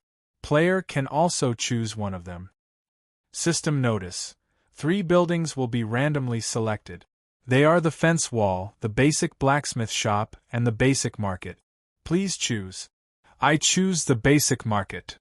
System update: basic building selection complete. Starting automatic generation. Whoosh, a white light flashed. A wooden courtyard house appeared where Ouyang Shuo was standing. The two of them stood in the living room of the courtyard house. At the same time, a small wooden building appeared in the northwest corner of the courtyard. This should be the basic market that the system gifted. System notice: congratulations to player who says that has nothing has successfully built a village. Rewarding 10 farmers. Please head to the village entrance to receive them. All rewards have been distributed. Please check them yourself. The golden stone tablet slowly sank into the ground. In the future, the stone tablet would only rise again when the territory was leveled up or when the territory was attacked. System notice: historical character Long Live Sure has witnessed the birth of the village. Loyalty has increased by 5 points. System notice: historical character Long Live Sure's loyalty has increased to 90 points. Derived characteristic: loyalty increases military morale by 10 points. He did not expect there to be such a pleasant surprise. After loyalty had increased to 90 points, Long Live Sure's gaze towards Ouyang Shuo became more respectful. Chapter 6. There was no time to check the village's attribute. Ouyang Shuo brought Shi Wansui out of the Lord's mansion and prepared to go to the village entrance to receive the 10 farmers. Greater than or equal to at the village entrance. 10 emaciated farmers dressed in rags and with lifeless eyes were gathered together, sizing up the mountain sea village curiously. At the feet of the peasants were some rags. That was all their belongings. Ouyang Shuo was in the front, and Shi Wansui was behind him. When the group of farmers saw Shi Wansui, a trace of fear flashed in their eyes. When he turned his head to look at Ouyang Shuo, who was standing in front of Shi Wansui, he immediately became respectful, appearing even more reserved. All of them hurriedly bowed to the ground. A middle-aged man, who was the leader, said, "Greetings, sir. I, Zhao Dexian, and my fellow villagers have come to seek shelter in your honorable village. I hope that you will take us in." Ouyang Shuo briefly introduced himself. "I'm the village chief of Shanghai Village, and this person behind me is General Shi." After the introduction, he continued, I'm very happy that everyone has come to vote. The Mountain Sea Village was in dire need of talents, so there was no reason not to take them in. Let's not talk about anything else, as long as you are willing to work hard. I guarantee that everyone will have clothes to wear, food to eat, houses to live in, and fields to plow. These 4 promises simply reached the bottom of the hearts of the group of farmers. Their eyes gradually lit up. It was a yearning for a better life. All of them whispered and discussed animatedly. Everyone, please be quiet. Ouyang Shua paused for a moment. After everyone had calmed down, he continued, let's not stand at the village entrance. Everyone, follow me back to the Lord's mansion. We'll settle down for the time being and fill our stomachs. Hearing that they could fill their stomachs, everyone cheered again. How pitiful! They hadn't had a full meal for more than 10 days. Before leaving, Ouyang Shua called for Shi Wanshui and solemnly said, General Shi, I have a request for you. Shi Wanshui was startled and said, Your Highness, please instruct me. I will do my best. It's like this. The Shanghai village had just been built, and the walls and fences had not been built yet, so there was no defense at all. For the safety of the territory, I hope that you will patrol the territory. If you encounter wild beasts and bandits, don't be lenient. Eliminate them firmly to prevent future troubles, Ouyang Shua instructed. This general obeys. After Shi Wanshui finished speaking, he rode away on his yellow buckskin horse with his rations. Ouyang Shua settled the 10 farmers in the east wing of the mansion and gave them rations. Returning to the village head's office alone, he saw 2 items on the desk, a seal and a booklet. The official seal was the Lord's official seal. It was made of brass, and the button of the official seal was a turtle. The booklet was the Lord's handbook, which recorded the basic information of the territory. Territory: Shanghai Village, Level 1 Village, Lord, Hu Says Wui, First Class Baron, Title: None. Popular Support, 70. Public Security, 65. Territory Population, 12/200. Refugee Spawn Rate, 10. 1 plus 50 equals 15 refugees per day. Territory Area, 20 square kilometers. Territory Special Characteristics: Refugee Attraction Rate increased by 50, Special Talent Attraction Rate increased by 20, Crop Yield increased by 50, Production Skill Proficiency increased by 20, Army Soldier Level increased by 20, Territory Talent Breakthrough Success Rate increased by 10. Territory Capital, 100 gold coins. Territory Resources: 500 units of grain, 490 units of wood, 500 units of stone, 500 units of iron ore. Territory Army, none. Territory Industry, none. Political Index, 5 out of 100 determines administrative efficiency, affects popular support. Economic Index, 5 out of 100 determines trade prosperity, affects tax revenue. Cultural Index, 0 out of 100 determines education level, affects quality of residence. Military Index, 10 out of 100 determines military strength, affects stable relationships, existing buildings. Village Lord's Mansion, primary market list of basic construction buildings. Frowny face. Simple fence. Primary fortification, has a weak defensive function, can stop wild beasts. Construction requirement, 100 units of wood.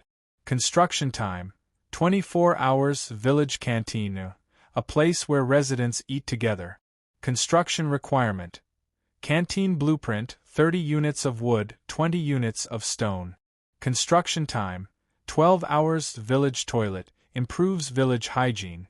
Construction requirement: toilet blueprint, 10 units of wood, 10 units of stone. Construction time, 6 hours. Wooden residential courtyard, provides living space for 20 people. Construction requirement: residential courtyard blueprint, 40 units of wood, 20 units of stone. Construction time, 12 hours. Beginner blacksmith shop, creates all kinds of farming tools, such as axes, chisels, and other iron tools.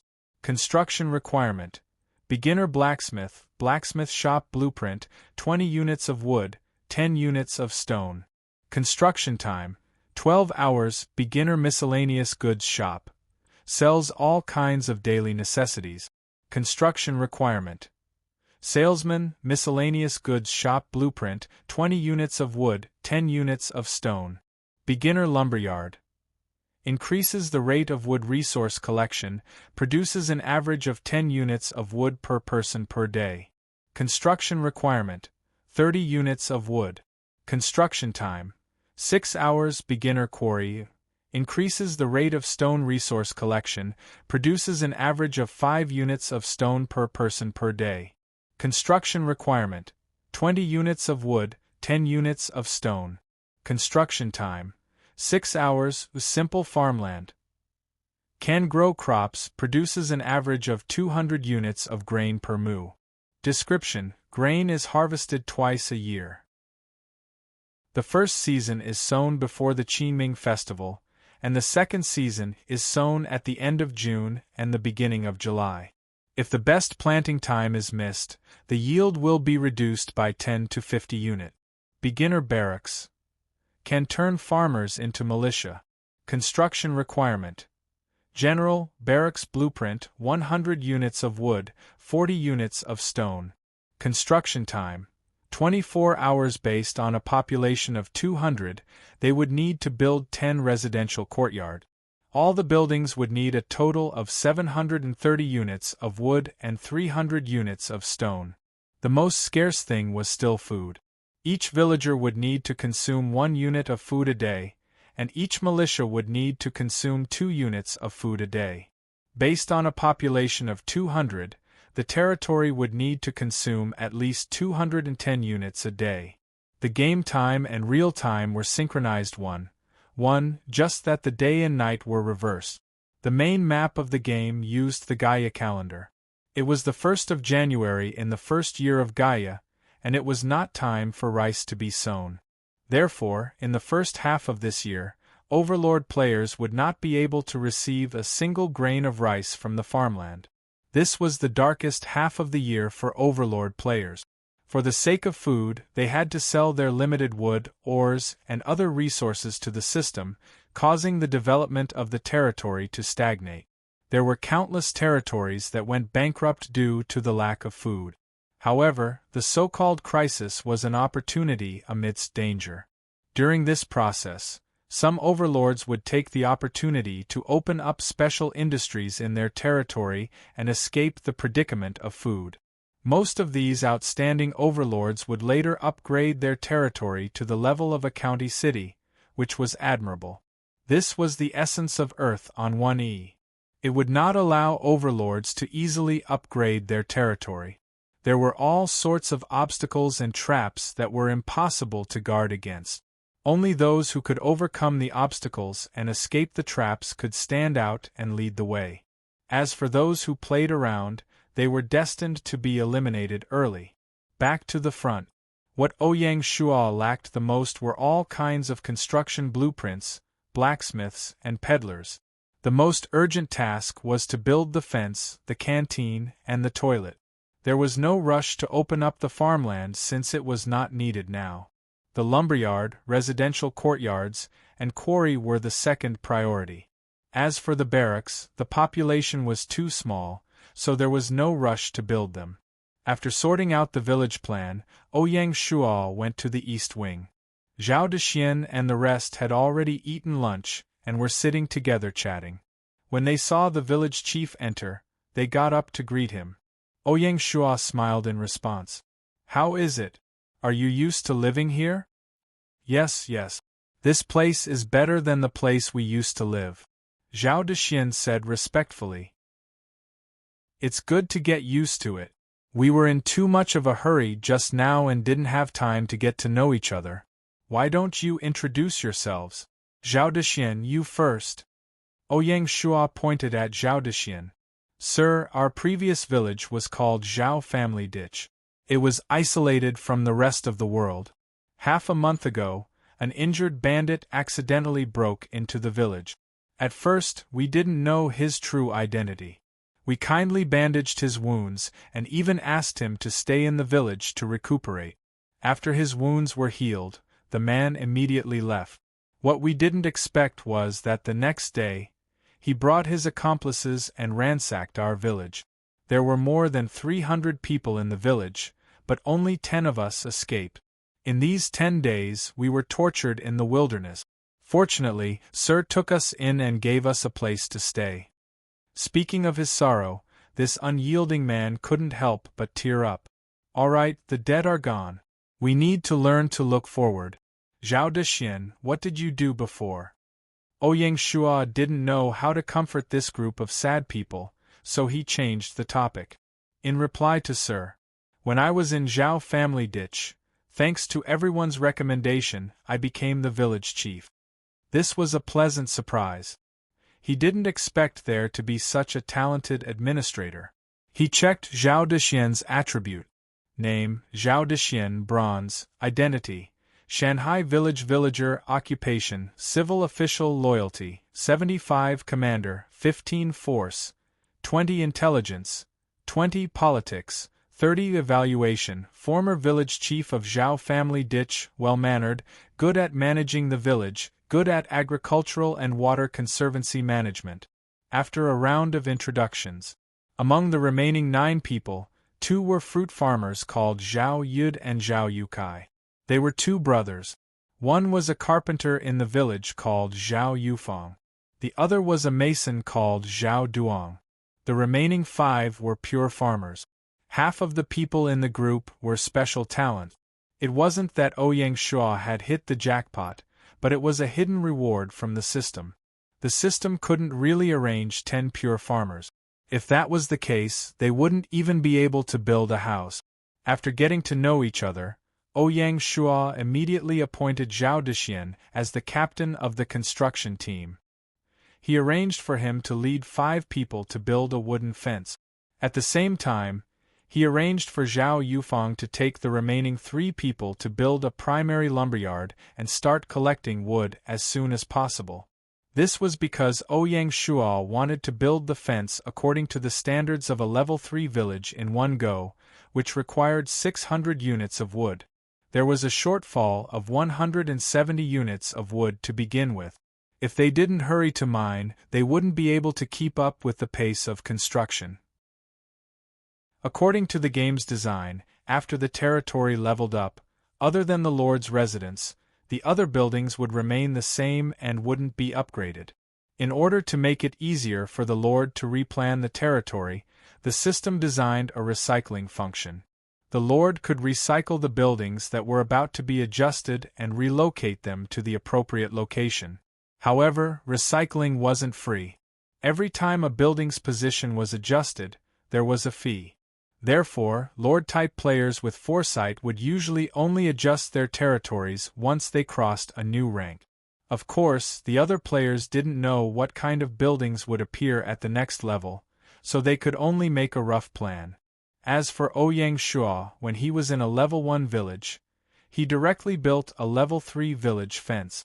The layout of the buildings in the village would also follow the content of a level 3 village, with enough space reserved. This was also because Ouyang Shua, who had been reborn, could do this kind of foresight to the extreme. Others couldn't be envious of him. Chapter 7. After arranging Zhao Dexian and the others' work, Ouyang Shua did not remain idle. He planned to go to the basic market to see if he could find anything good. The basic market was built in the northwest corner of the village, near the village entrance. The market occupied a large area. Apart from a small wooden building used for trading, there was an empty space to the west of the building that served as an unloading area. Walking into the building, Shifeng found that it was empty. On the left side of the hall was a display screen that resembled a computer screen in real life. On the right side was a teleportation formation that emitted a faint magical glow. It was exceptionally mysterious. The market could be said to be a product of the game's era. The left side was the crystallization of a technological civilization, while the right side was the crystallization of a magical civilization. It was impossible to carry out long-distance trading without these two things. The basic market's trading range was the area around the capital. The teleportation formation could not teleport living beings. All transactions had to be paid a 20% transaction tax. Ouyang Shuo walked to the display screen on the left side and found that the trading platform was divided into 4 sections. They were the materials trading platform, the special item trading platform, the limited auction platform, and the negotiation platform. The last 2 platforms were grayed out and had not been activated yet. Opening the material trading platform, there were all kinds of materials such as food, wood, stone, ore, cloth, salt, and so on. The only thing missing were military materials such as weapons, armor, and bows. These were prohibited items and could not be sold. Looking at the prices, 1 unit of rations cost 10 copper coins, 1 unit of wood cost 20 copper coins, and 1 unit of iron ore cost 100 copper coins. None of them were cheap. What the territory lacked the most right now was wood. Ouyang Shuo bought 500 units for 1 gold coin. What he was really interested in was the special item trading platform. Opening the platform, the special item trading platform was further divided into 4 categories: construction blueprints, crafting technical manuals, skill books, and other items. Needless to say, the construction blueprints for all the non-hidden buildings required for the territory's construction were available. Moreover, they were a complete set of basic, intermediate, advanced, and special rank. During the territory's construction, apart from the buildings required for upgrading, the Lord was not restricted from constructing additional buildings as long as the requirements were met. For example, as long as one had the construction blueprints for a brothel, one could construct a brothel that belonged to a level 3 county when it was still a level 1 village. As for whether you could make the brothel run normally, that was another matter. Even so, the majority of players still constructed the various basic structures step by step.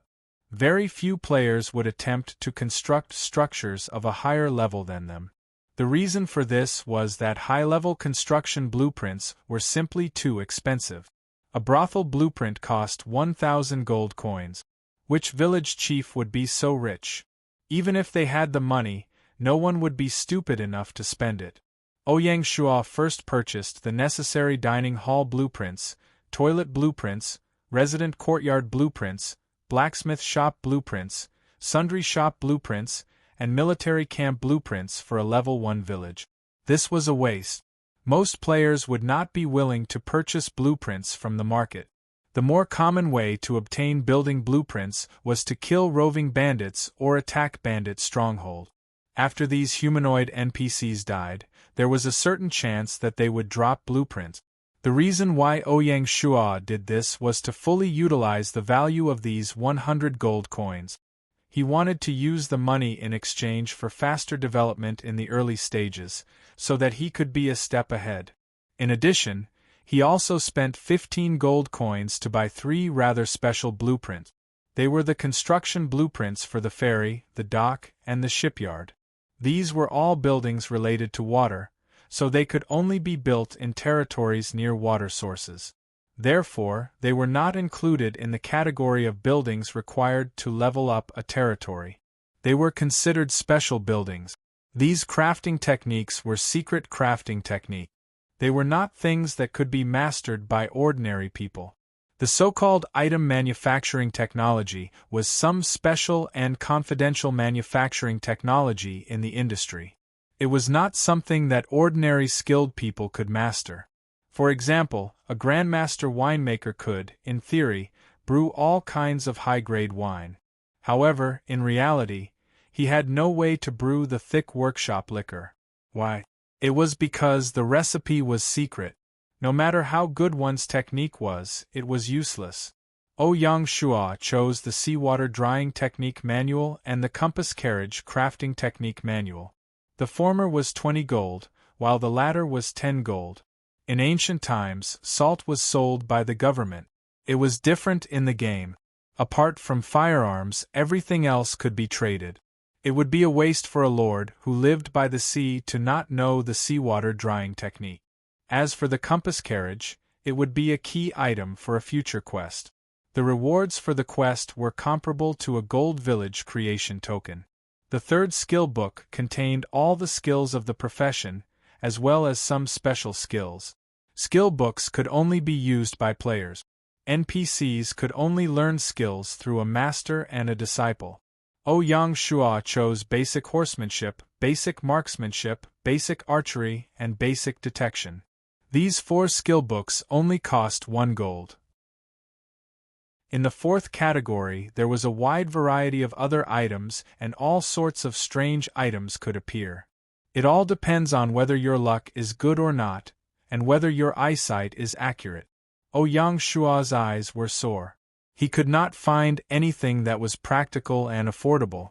Just as he was about to give up, the item list refreshed. A new item came into view. Statue of Mazu, broken, priced at 20 gold.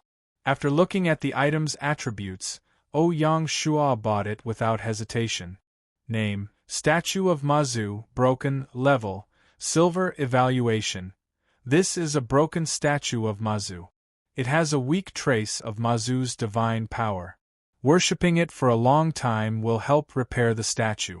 Attribute: Sea God's Blessing, resistance to storms increases by 40. In order to worship Mazu, Ouyang Shua had no choice but to buy a village temple blueprint. A village temple was a necessary building for a level 3 village. One blueprint cost 10 gold. After a big purchase, Ouyang Shua was only left with 11 gold. He really spent money like water. After purchasing, Ouyang Shua walked to the teleportation point on the right. The teleportation point flashed with white light. The 10 building blueprints, 2 technical manuals, 4 skill books, and a statue were sent over. As for the 500 units of wood, they appeared in the open space in front of the small building. He put all these things into his storage bag and used the 4 skill books. System notification: Congratulations player, how you have clothes has mastered basic horsemanship. System notification: Congratulations player, how you have clothes has mastered basic marksmanship. System notification: Congratulations player, how you have clothes has mastered basic archery. System notification: Congratulations player, how you have clothes has mastered basic detection. Walking out of the small building, Zhao Dexian and the others were busy building the fence. Since he had nothing to do, Ouyang Shua decided to help them. The level 3 village was 1 square kilometer in area and 1,000 meters in length and width. The entire fence was 4,000 meters long. It was a huge project. According to Ouyang Shua's plan, the fence would have a main gate in the middle of the north side. At the same time, for convenience, there would be a side gate on the east and west side. The lumberyard, as well as the quarry and mine, would be located on the west side of the territory. Therefore, the west gate would be the main entrance for transporting resources. Similarly, the dock and shipyard would be built on the east side of the territory. The east gate would be used to connect the village to the dock. The east and west gates would form a straight line. Together with the central axis, the village would be divided into 4 areas. The central axis would be the busiest area of the village. At the same time, the territory would be divided into 2 areas. The southern end of the central axis would be the Lord's Mansion. The empty space in front of the Lord's Mansion would be reserved as a plaza. Further north would be the village's business street. All of the village's shops, inns, dojos, and other buildings would be distributed on both sides of the business street. The western area would be the residential area. The southwest area would be the agricultural population, such as farmers, fruit farmers, vegetable farmers, lumberjacks, and so on. The northwest area would be the commercial population, such as miners, blacksmiths, tailors, masons, merchants, and so on. The northern end of the northwest area would be the primary market. The eastern area would be the military, educational, and administrative district. The southeastern area would be the scientific, educational, and administrative district. In the future, private schools, medical centers, ancestral halls, and village temples would be located there. The northeastern area would be the military area. In the future, the weapons workshops, strategic granaries, and the upcoming military camps would be located there. Ouyang Shua spent the entire afternoon building the fence while thinking about the village's overall plan. A quarter of the fence had already been built. After the refugees were released tomorrow, they should be able to finish building the fence in a day. At dusk, Shi Wansui finally returned from his patrol. Pheasants, rabbits, and other game were hung on one side of the yellow buckskin horse. On the other side, there was a cloth bag with something moving around inside. Ouyang Shua stopped what he was doing and greeted him. "General, you've worked hard. It seems like you've gained a lot?" Shi Wansui hurriedly dismounted and cupped his fists. "I only met a few petty thieves. It's not worth much. However, I've found a plaything for you. I hope you like it." "Oh, I wonder what it is." "I'm naturally convinced by the general's foresight." Shi Wansui laughed and turned around to untie the cloth bag from the horse's back. He untied the cloth bag, and a pure black wolf cub appeared in front of Ouyang Shua. The cub was obviously born not long ago. It had a pair of big, dark green eyes that were half open and looked very cute. "Is this a wolf cub?" Ouyang Shua asked with a little uncertainty. Shi Wansui seemed a little proud. "Haha, to be precise, it should be a black wolfhound cub. It looks like a wolf, but it's not a real wolf." "Black wolfhound. Not bad, not bad. This little fellow should be a good helper for hunting when it grows up." Zhao Dexian and the others also gathered around and curiously sized up the cub in the cloth bag. Seeing that everyone was so interested in it, Shi Wansui became even more proud of himself. He was an honest man who couldn't hide his thoughts on his face. Ouyang Shua didn't want to spoil his mood and asked curiously, "I didn't expect the general to have such a harvest on this trip. There must be a story behind it. Why don't you take advantage of the fact that everyone is here to tell us so that we can see the world?" He asked everyone to sit on the ground and form a circle. Shi Wansui laughed and didn't have stage fright. He sat straight down and began to talk about today's patrol experience. "I followed the Lord's orders and left the village entrance at noon to patrol the territory. The journey was very peaceful. There were only some small animals like pheasants and hares, which I shot down along the way. Occasionally, I met one or two wandering bandits. They were so poor that they didn't even have mounts, so I killed them with one shot. On the way back, I met a pack of wolfhounds hunting wild goat.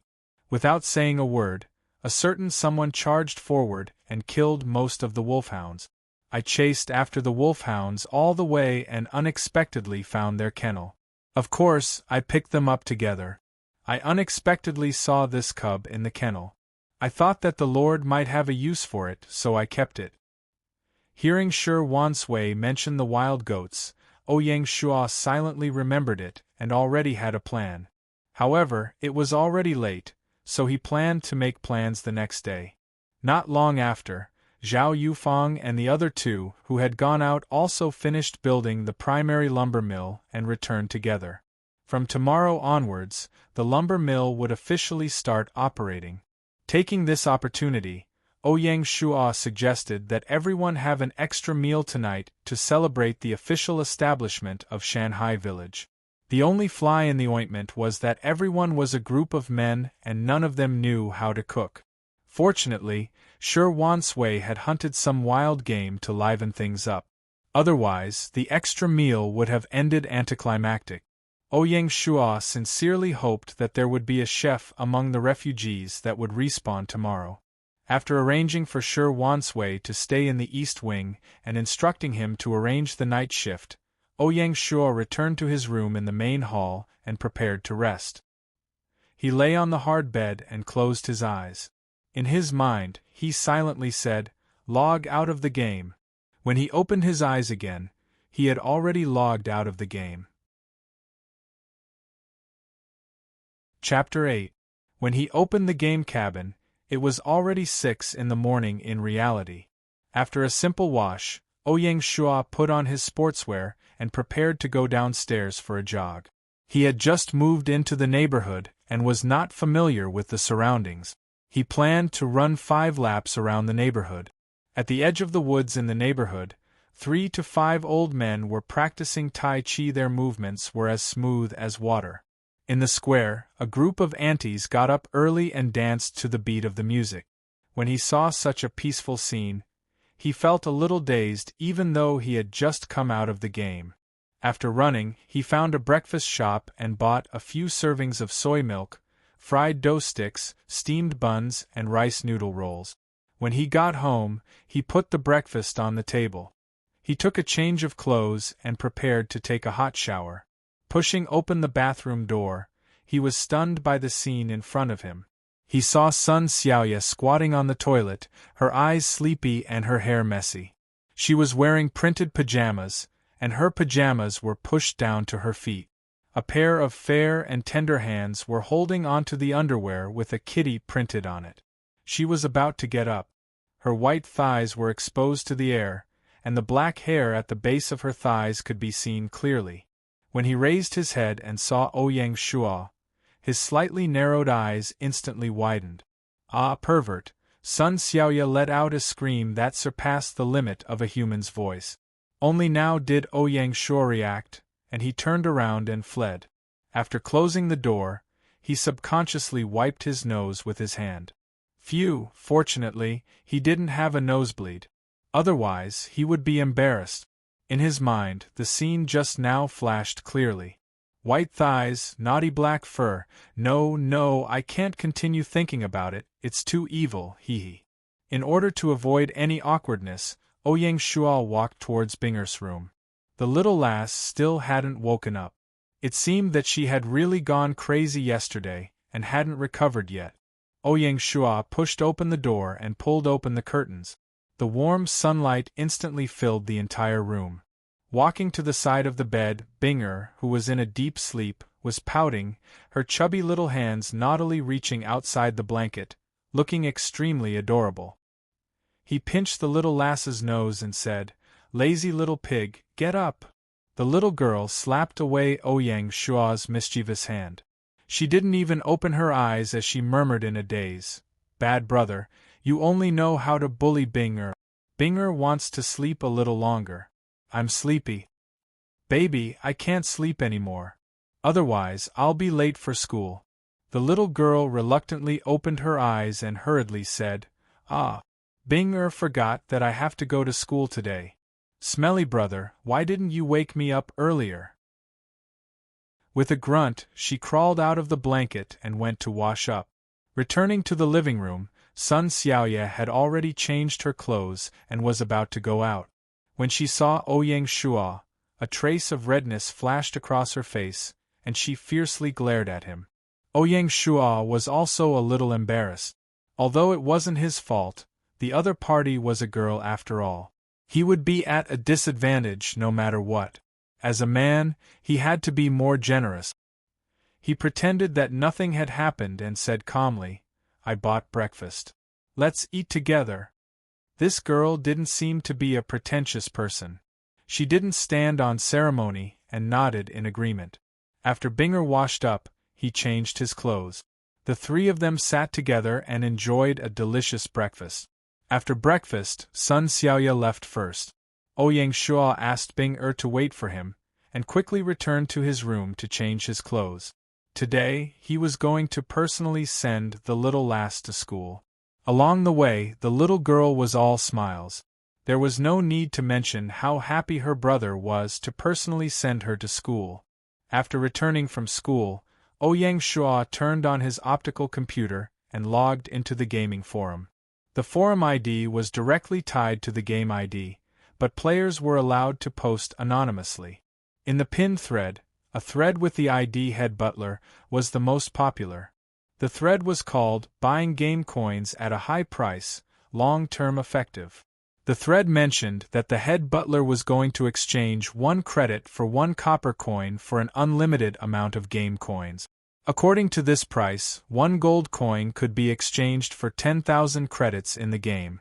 As soon as the thread was published, it caused an uproar. The crowd of players was overjoyed, looking forward to getting rich overnight. The indirect result of this thread was that countless professional gaming studios saw the potential of Earth on 1E. Countless gold farming groups entered Earth on 1E ready to go all out. Ouyang Shuo knew this person.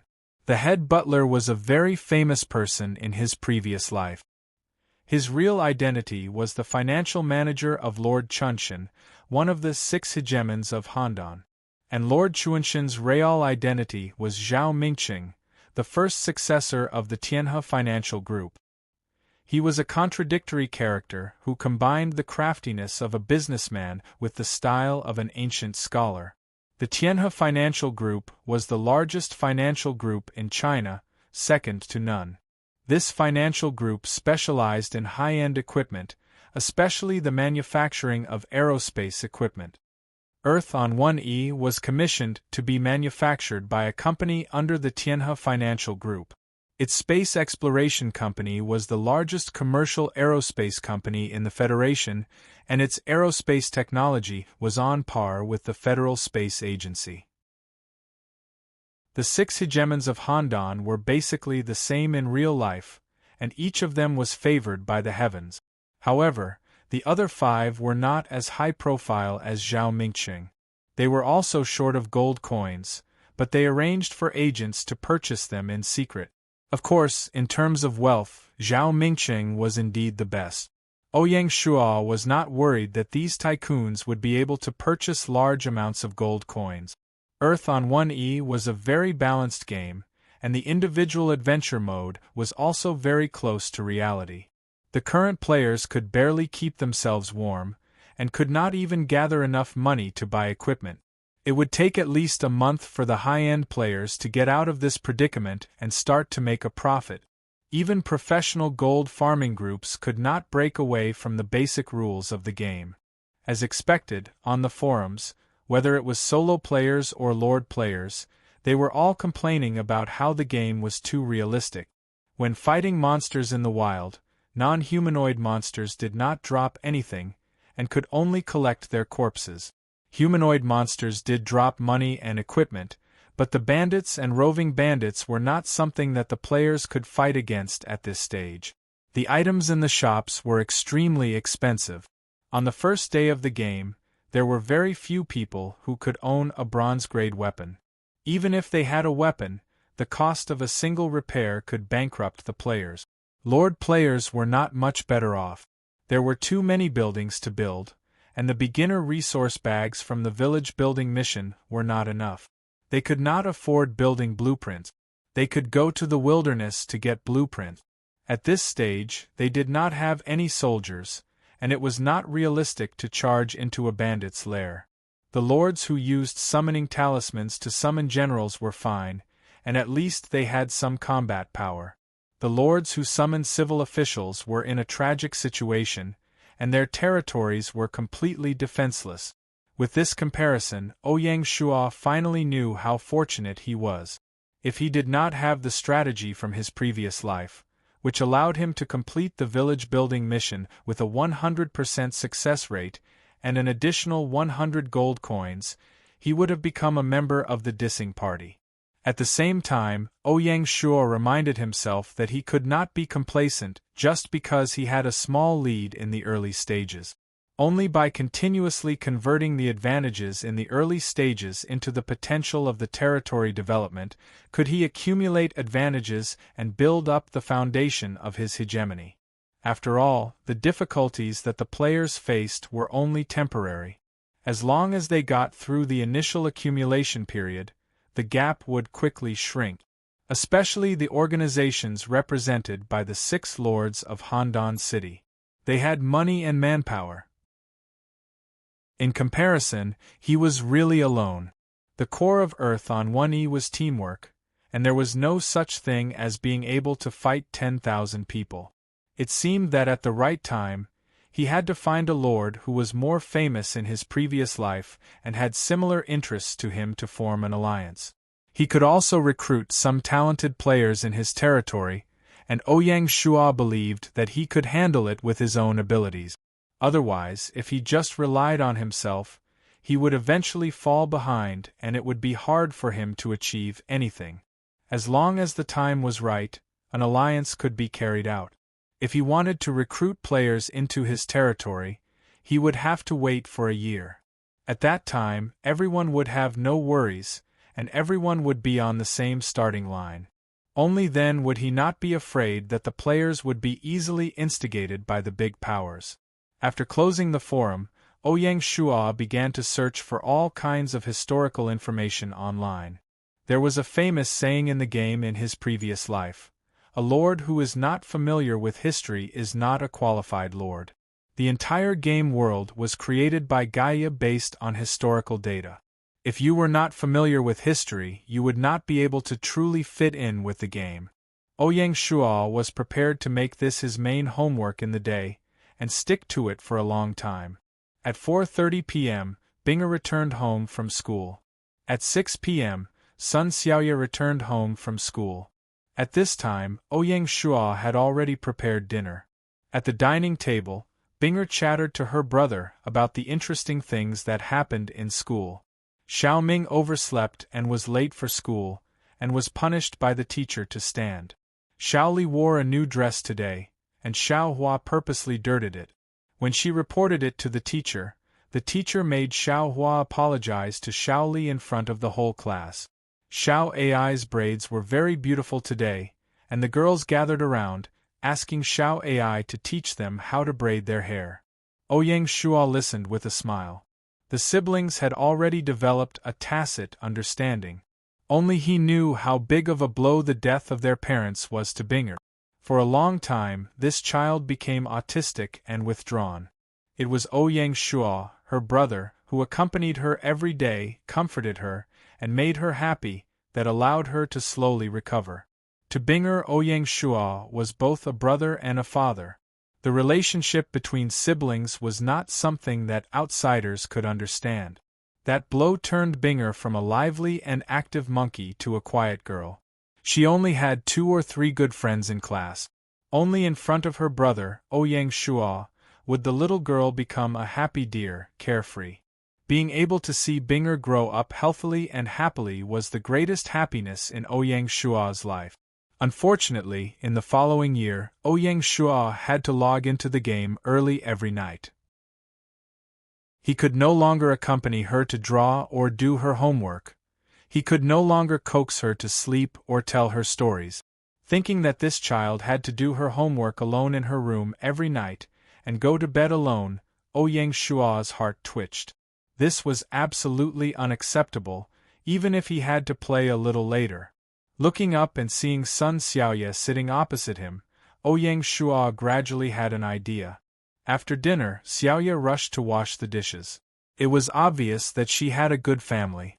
After she finished washing the dishes, Ouyang Shua asked Binger to go back to her room to do her homework, and stopped Xiaoya, who was about to go back to her room. "Xiaoya, wait a minute. I have something to discuss with you." Thinking of the embarrassing incident in the morning, she thought that Ouyang Shua wanted to talk to her about this. The little girl's face suddenly turned red, and she stuttered a little. Discuss what? I am going back to my room to rest."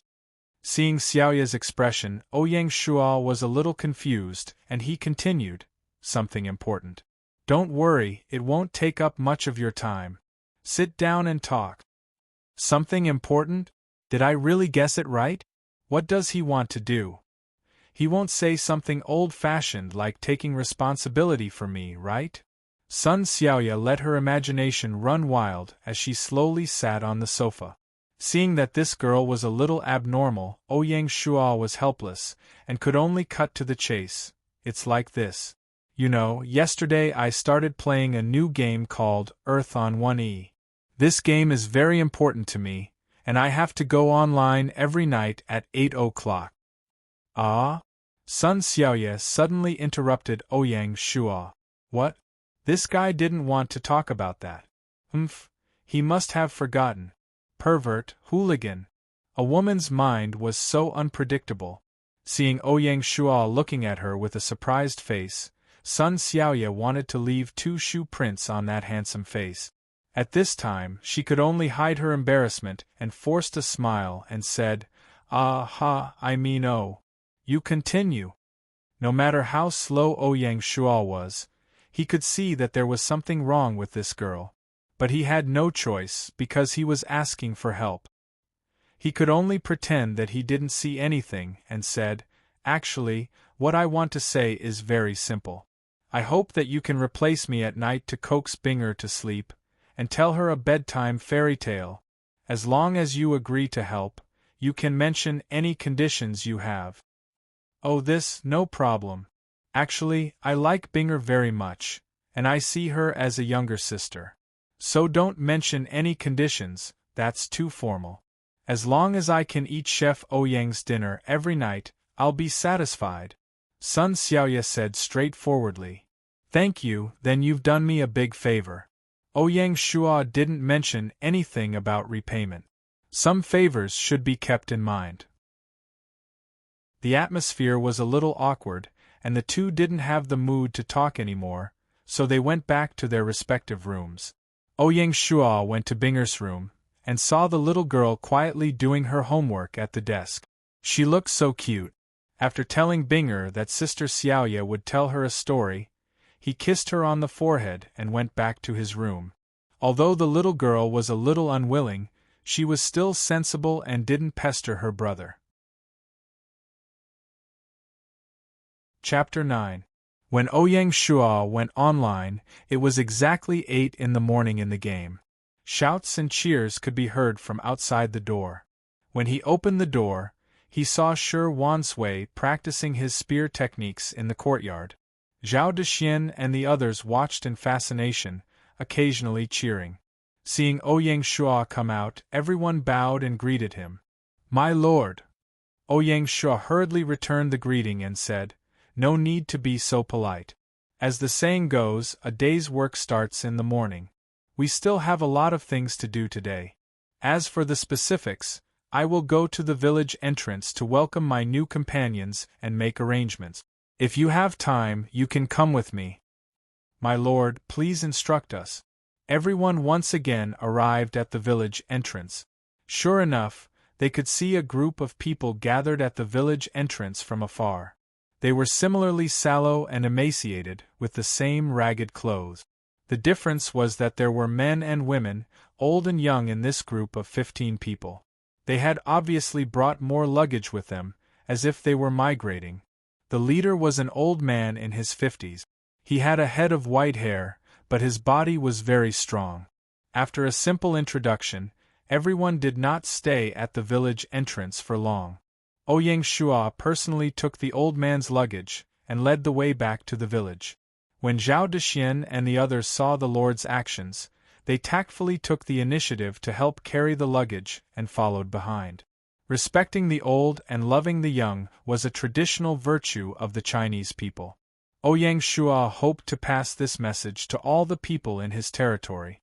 When they returned to the lord's mansion, they immediately started a fire to cook. Among the 15 people, there was a middle-aged couple. The husband was a beginner blacksmith, and the wife was a cook. After breakfast, Ouyang Shuo began to understand everyone's situation in detail. Among the 15 people, there were 5 special talents, and the remaining 10 were ordinary farmers. The old man in his 50s was surnamed Song. He was a senior doctor and the first senior talent in Shanghai village. The shepherd boy was 11 or 12 years old. He had dark skin and a thin figure. He was an orphan. The beginner blacksmith, Li Taiju, was tall and sturdy. His eyes were bright and full of expression. He did not look like a simple-minded person. The wife, Li Shi, was a beginner chef and a middle-aged woman. The most special one was a young woman. This woman was about 16 years old and had a beautiful appearance. Her surname was Cui, and her maiden name was Yingyu. She was originally the daughter of a merchant family and had been learning business from her father since she was young. Half a month ago, when he was traveling with his family's caravan, they encountered bandits. It was only under the protection of his guards that he managed to escape. Cui Ingyu wandered around in the wilderness, experiencing hardships and dangers, almost starving to death. It was Dr. Song who saved her. In the end, she followed the current group of vagrants to Shanghai village. After roughly understanding the situation of this group of refugees, Ouyang Shua immediately gathered everyone in the courtyard. Close to 30 people quickly gathered, and it could be considered a gathering place. Ouyang Shua was filled with lofty sentiments as he looked at the gradually growing group. He loudly said, "Today, another 15 brothers and sisters have joined the big family of Shanghai village. For the Shanghai village to grow from nothing to something, it required the combined efforts of everyone present. As the saying goes, everything is difficult at the beginning. There are 3 main things we need to do today. First, we must repair all the fences and provide the village with reliable security. Secondly, we must build a small habitation to provide a place for all. Finally, we had to build the canteen to provide a place for everyone to eat. Time was tight and the mission was heavy. I hope that everyone will work together and obey the leadership. Strive to finish building all the houses before nightfall. At night, we will hold a welcoming dinner for everyone." Everyone was excited, and they replied in unison, "We will follow your orders, sir." Now, I will announce the specific personnel arrangements. Zhao Dexian. Zhao Dexian immediately stepped forward, bowed and replied, "Present. I officially appoint you as the construction team leader, in charge of coordinating all of the village's construction projects. Thank you for your promotion, sir." After saying this, he returned to his original position. System notification. Zhao Dexian has been promoted by the Lord, loyalty increased by 5 points. Zhao Yufeng. Present. Zhao Yufeng also hurriedly stepped forward. I appoint you as the acting director of the elementary lumberyard, in charge of transporting wood for the territory's construction. Thank you for your promotion, sir. After saying this, he also returned to his original position. System notification. Zhao Yufeng has been promoted by the Lord, loyalty increased by 5 points. The rest of you will not be appointed for now. Once you have made sufficient contributions to the territory, you will be promoted. In addition, Dr. Song will be in charge of gathering medicinal herbs, Miss Cui will be in charge of logistics, Madam Li will be in charge of food, and second child will be by my side. The above 4 people will not participate in the distribution of labor, the rest will be temporarily assigned to the construction team. Dr. Song and the other 3 stepped forward to express their gratitude. Thank you, sir. Ouyang Shu waved his hand and said, "Everyone, start working. Sir, Miss Cui and second child, please stay for a while." After saying this, Ouyang Shu stopped Zhao Dexian, who was about to leave, and gave him the blueprints of the residential courtyard and the canteen. He also told him the detailed address of the residential courtyard and canteen. The residential courtyard was located in the western area, from south to north. The canteen was also built in the southwest, close to the administrative center. After explaining everything, except for Zhao Yufeng, the lone field director, the rest of the people went out to work under Zhao Dexian's lead. Zhao Yufeng arrived in front of Ouyang Shu and cautiously said, "Sir, I'm the only one in the lumberyard. I'm afraid that my ability is limited and I'll fail you." Ouyang Shu patted his shoulder and said with a smile, "Don't worry. The difficulty is only temporary. When the time is right, I will send more people to the lumberyard. Yesterday, I bought 500 units of wood from the market, so it's still manageable for the time being. What you need to do now is to clearly explore the distribution of the woods in the territory and calculate the total amount of wood resources. Also, pay attention to see if there are any precious trees and mark them. Field Director Zhao, your task is very difficult."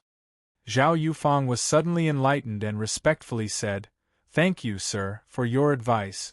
I'll definitely do a good job." "Alright, go do your work." After sending Zhao Yufeng away, Ouyang Shu turned to Dr. Song and the other 2, who were waiting at the side, and said, "Dr. Song, the village can't build a medical center for you for the time being. How about this, you stay in the Lord's mansion first. I'll build a medical center for you as soon as the territory is upgraded to a second-class village." Ouyang Shua was very courteous to this senior doctor. Dr. Song's face was calm and tranquil. He indifferently replied, "Sir's arrangement is very thoughtful. This old man has nothing else to ask. But Miss Chui is a young lady from a big family, so this old man also has some relationship with her. Now that I'm stranded here, I hope that Sir can take care of me. This old man will be very grateful." Ouyang Shua quickly replied, "That's natural. How about this, I want to recognize Miss Chui as my younger sister. What do you think?" He turned to look at Miss Chui. Chui Yingyu hasn't expressed her opinion yet, but Dr. Song took the initiative and said, "That's great. With this layer of relationship, no one can say anything if Milord takes care of them." Then, he turned to Chui Yingyu and said, "Yingyu, this old man will take the initiative to agree for you. What do you think?" Although Chui Yingyu was a merchant's daughter, she was also a young lady from a big family. Her appearance was gorgeous and her temperament was gentle. She had the charm of a Jiangnan woman. Her bitter experience didn't erase her beauty. Instead, it added a trace of strength to her gentleness. She slowly walked to the front of Dr. Song, bowed, and said with deep affection, "Thanks to Senior's care, Yingyu was able to protect my body. Now, Senior is thinking about everything for me. Yingyu is very grateful. Everything will be arranged by Senior." Dr. Song hurriedly helped her up and said, Good child. Since that's the case, quickly go and greet your sworn brother." Chui Yingyu took the opportunity to get up, turned her head, and bowed to Ouyang Shua. She said in a crisp voice, "Little sister Yingyu greets big brother. Thank you for taking care of me. Little sister is very grateful." Ouyang Shua hurriedly returned the greeting and said, "There's no need for that. It's my good fortune to be able to recognize Miss as my sworn sister. My surname is Ouyang, and you can just call me by my name. Big brother Ouyang, call me Yuer. My family calls me that too, hee hee." After greeting each other and confirming their identity as brother and sister, Chui Yingyu was no longer as reserved as before. She slightly recovered a trace of her original nature. System notification. Congratulations to player not saying that has no clothes and NPC Chui Yingyu for becoming sworn siblings of the opposite sex. Triggered the system's swearing system. Awarded 200 reputation points. At the same time, he checked Chui Yingyu's attribute. Name, Chui Yingyu, Silver. Identity, Shanghai Village Villager, Leader Sister, Profession, Merchant Loyalty, 85 Specialties. Careful calculation, increases territory trade profits by 1, Remarks. Daughter of the Chui family, a business aristocratic family. She has a gentle temperament and is good at doing business. She is not inferior to men. She was actually a silver-ranked talent. It was really a pleasant surprise. As expected of the swearing system, she had 85 loyalty points at the beginning. She was already a talent that could be completely trusted. Ouyang Shua no longer hesitated. He untied the resource bag from his waist and handed it to Yuer. He said solemnly, "Yuer, from now on we are a family. I will hand the territory's resources to you for safekeeping. In the future, I will need you to take care of the territory's resources." Yuer solemnly took the resource bag and asked for the method to use it. Only then did she slowly say, "Thank you, big brother Ouyang. Yuer will definitely live up to your trust." After arranging Dr. Song and Chui Yingyu's tasks, Ouyang Shua waved at the little shepherd boy, who was hiding to the side and playing with the black wolf pup.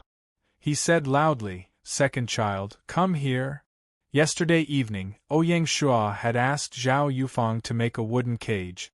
The bottom of the cage was covered with hay. It would be a small nest for the pup. Second child was still young. When he saw the black pup, he wanted to play with it. He sneaked over to play with it. When he heard the Lord's call, his body trembled reflexively. He thought that it would be like working in the landlord's house. If he was careless, he would be punished. He was full of fear. "Hey!" Second child timidly trotted back. Ouyang Shua called him to his side and patted his head. He said warmly, "Don't be afraid. Tell me, what did you do before?" Second child lowered his head and said, "I used to help the landlord herd cattle." "Herd cattle? We don't have cattle for you to herd now. How about this? You will follow me and temporarily act as a servant. When you have time, you will follow Sister Chui and practice calligraphy. Do you understand?" Hearing that not only would he not be punished, but he would also have the opportunity to study and practice calligraphy, second child nodded excitedly and said loudly, "Understood." He thought that the Lord and the landlord were really different. Ouyang Shua continued, "Well, study well and become a useful talent for the territory in the future. In addition, I have an important task for you." He pointed at the black wolfhound pup in the cage at the side of the courtyard and continued, "The pup you were playing with just now, I gave it a name. It's called Black Tooth. In the future, you will take care of Heiya's daily life. Can you do that?" Second child was even happier when he heard that he would take care of Heiya. He nodded vigorously and said, "Yes." Ouyang Shua touched his head and said, "Well, go and play. I will call you if there is anything." After arranging everyone's tasks, Ouyang Shua had time to find Shi Wansui and ask him about the situation of the wild goats he found yesterday. He made up his mind to catch these wild goats and bring them back to the territory to rear. Chapter 10. Ouyang Shua walked to Shi Wansui's room and saw that he was reading a military book, so he didn't disturb him. However, due to his general's intuition, Shi Wansui quickly realized that someone was watching him. He turned around and saw Ouyang Shua standing at the door. He hurriedly got up and bowed. "Your Highness."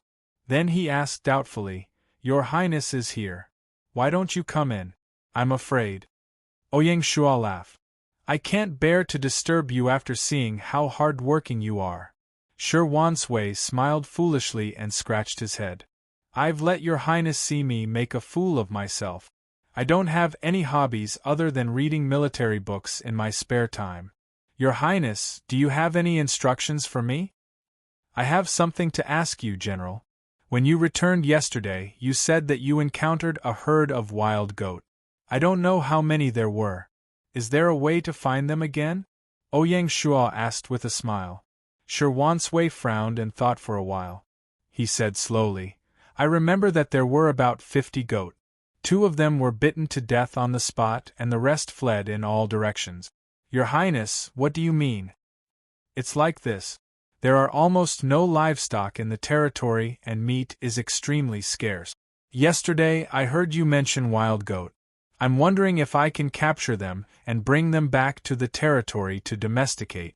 Shi Wansui was slightly stunned. "Your Highness is indeed far-sighted. I'm impressed. Since your Highness places such importance on it, I'll make another trip to see if I can follow their footprints and find them again." "All right, thank you for your hard work, General. I'll wait for your good news." After sending Shi Wansui off, Ouyang Shua began to wander around the village to check on the progress of construction. During breaks, he sat on the ground and chatted with the villagers while listening to them talk about their daily lives. Through this method, the villagers gradually acknowledged this lord who was meticulous in his work and approachable in his daily life. When they saw him, they would take the initiative to greet him. Ouyang Shua wasn't arrogant and responded with a smile. The fence was completed before lunch. A simple wooden gate tower was erected at the main gate of the village. On the gate tower, the words "Shanghai Village" were engraved, announcing that Shanghai Village had officially taken root in the wilderness. At 3 o'clock in the afternoon, Shi Wansui came back early with good news and bad news. The good news was that they encountered a roving bandit on horseback. After killing him, they obtained a war horse and an iron spear. The bad news was that the group of wild goats had vanished without a trace, and it caused Ouyang Shuo to feel a great sense of loss. Taking the warhorse and spear from Shi Wansui, Ouyang Shuo inspected their attributes. Name: inferior warhorse, bronze, a weight 30 kg, speed 20 km per day, consumption 3 units of rations/day. Evaluation: this is a warhorse that can barely be ridden, but definitely cannot be used on the battlefield. Name: inferior iron spear, bronze, hardness 5, toughness 3. Evaluation: a defective iron spear, please use it with caution. At this stage of the game, bronze equipment was still a rarity.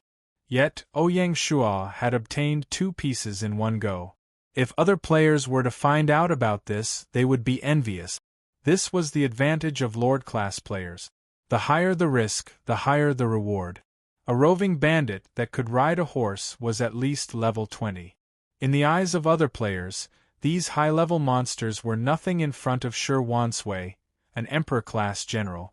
With the warhorse and iron spear, Ouyang Shuo could also go out and patrol the territory. He no longer had to stay in the village all day.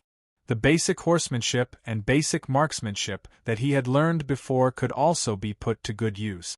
In the evening, the residential courtyard and the canteen were completed. After a banquet was held in the newly completed canteen, Ouyang Shuo began to redistribute everyone's accommodation. In the middle of the main hall of the Lord's mansion was the living room, which was used to receive guests and discuss matters. There were 2 rooms on the left and right of the living room. The one on the east was the village chief's office, and the one on the west was his bedroom. There were 2 rooms on the east and west sides of the courtyard. Shi Wansui lived in the innermost room of the eastern wing. Zhao Dexian and the others lived in the outer room. Last night, the 10 of them made a bed on the floor and barely managed to settle down. After the residential courtyard was completed, it could accommodate 20 people.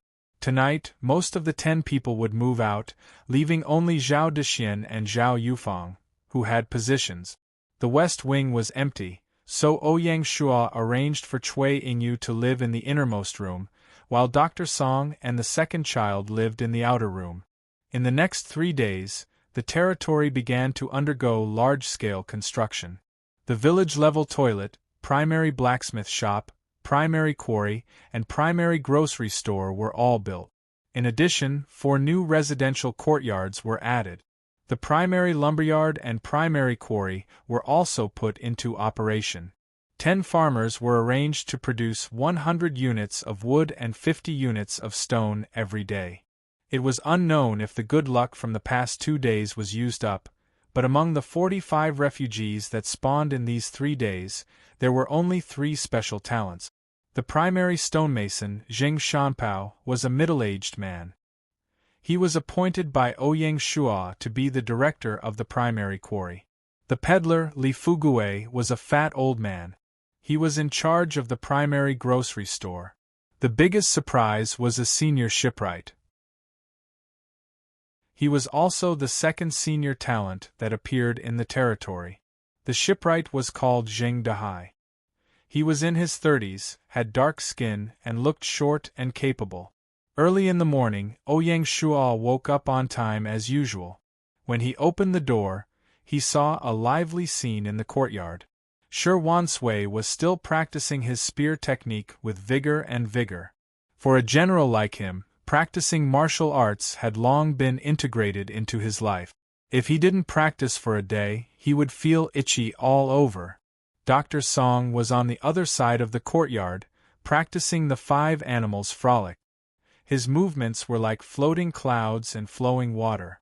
In the corner of the courtyard, second child was playing with Heya and feeding the little guy. Ever since he got the inferior iron spear 3 days ago, he also joined the ranks of practicing martial arts in the morning. With the guidance of a spear master like Shi Wansui, he naturally didn't have to take many detours. As the saying goes, a spear is the most profound and difficult to learn among all the military weapons. To practice a spear, one must first start with the large spear. The so-called large spear was to hold the spear horizontally with one hand and look at the spear tip for 3 to 5 hours every day until he could accurately feel the changes brought about by a small bug falling on the spear. The reason why Ouyang Shua practiced this way was related to the skill setting in the game.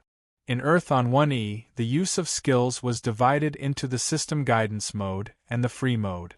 There was no need to talk about the system guidance mode.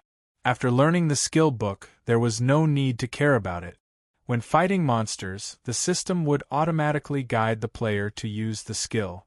The free mode was an original creation of Earth on 1E. After the player learned the skill, the content of the book would be completely imprinted in their mind. At this time, the player would follow the moves and training tips in their mind and practice diligently. It was just like practicing martial arts in real life. When the player practiced in-game, the system would use the player's mental connection to transmit the memory of the practice to the real body. This kind of practice, through repeated strengthening, would become the body's instinct. In this way, the player would be able to awaken the body's memory with a little practice in real life, allowing them to use the martial arts in the game in the real world. Of course, there was a prerequisite to choosing the free mode. That was, the player could only choose the free mode by learning a specific skill book. The so-called specific skill book was a cultivation technique that Gaia had derived from real martial arts manuals in real life. The ancient martial arts families in real life could obtain the qualifications to participate in the closed beta and a custom-made game capsule by contributing martial arts manuals. More importantly, with Gaia's extremely powerful deduction and calculation ability, with the existing martial arts manuals as a foundation, combined with the results of modern human medical research, a more complete and scientific martial arts manual could be derived. Among these manuals, the cultivation of inner strength and vital energy was the most valuable. Skills like marksmanship were ultimately a kind of physical memory. To truly master it, one would need to practice repeatedly in real life. Cultivating inner strength was completely different. It was to guide the body to produce inner strength through the mind, then control the vital energy to circulate in the meridians. Therefore, players could cultivate inner strength in the game. In the game capsule in real life, the smart system would stimulate the body to produce inner strength through electric current, while the nutrient delivery system would precisely deliver the energy needed for cultivation. It was even more efficient than directly practicing in real life, perfectly combining ancient martial arts and modern technology. In fact, this was also a part of the interstellar migration plan codenamed Hope. After all, no one knew what kind of state planet Hope was in at the moment. Whether it was a primitive planet or whether it had evolved into an intelligent race, or even a civilization was born, everything was unknown. Under such circumstances, strengthening the physical fitness of the people was a good choice, no matter how one looked at it. These more scientific martial arts manuals were placed in various corners of the game by Gaia, allowing players to dig through them. Players in the early stages were unable to distinguish the authenticity of these manuals. Only a year later, when all humans had logged into the game, would Gaia announce the method to distinguish the authenticity. The method was very simple. All the manuals that had the word sutra or canon at the end were real, while all the manuals that had the word technique or technique at the end were fake. There was only one exception, and that was if all the basic skills were real. For example, the basic horsemanship and basic spear arts that Ouyang Shua had learned. In his previous life, the ancient martial arts family represented by one of the Handan Six Hegemons, Feng Qingyang, relied on his martial arts foundation in real life. He did not need the method provided by Gaia to quickly determine the authenticity of the manuals. In a year's time, he had secretly hoarded a large number of authentic manuals. After Gaia announced the truth, he had made a killing. In this life, Ouyang Shua naturally would not let them monopolize all the glory. Back to the front. Ouyang Shua began practicing the Great Spear stance according to the key points in basic spear arts. He was prepared to continue practicing this way. Before finding a good genuine spear art manual, he wouldn't practice other spear arts. As a reincarnated person, he naturally wanted to practice the best. Because of this pride, Ouyang Shua did not even learn the basic internal strength technique. In the China server, there was a set of the highest internal strength technique. It had been split into 3 manuals by Gaia. In the 5 years of his previous life, only the first 2 had appeared, and they were obtained by different players. In this life, Ouyang Shua's goal was to gather all 3 manuals and combine them into the strongest internal strength technique in history. It would be his strongest trump card. After practicing the Great Spear stance for an entire hour, Ouyang Shua ended his morning practice. Carrying his spear, he walked towards the meeting hall. Every morning at 9 a.m., the main management personnel of the territory had to attend the meeting hall. This was a rule he had set the day before. At this stage, there were only 5 people qualified to attend the meeting. They were General Shi Wansui, Logistics Manager Cui Yingyu, Construction Team Leader Zhao Dexian, Junior Sawmill Manager Zhao Yufang, and Junior Quarry Manager Jing Shanpao. In addition, according to the different topics of discussion, the relevant personnel would be invited to attend the meeting. For example, today's topic of discussion was related to the construction of the pier. Ouyang Shua had invited Senior Shipwright Zheng Dehai to attend the meeting yesterday. Chapter 11. When Ouyang Shua walked into the meeting hall, everyone was already there. There was a landscape painting on the wall in front of the meeting hall. The lines were rough and there were only a few strokes, but it looked majestic. There was a rosewood chair in the middle with 3 ordinary wooden chairs on each side. Shi Wansui sat first on the left, followed by Zhao Dexian and Jing Shanpao. Cui Yingyu sat first on the right, followed by Zhao Yufang and Jing Dehai. After greeting everyone, Ouyang Shua sat on the rosewood chair and said bluntly, "Let's start the meeting. Yingyu, report the situation of the territory's resources." "Yes," Cui Yingyu answered crisply and stood up. "In terms of resources, the territory has 475 units of grain, 220 units of wood, 390 units of stone, and 450 units of iron ore.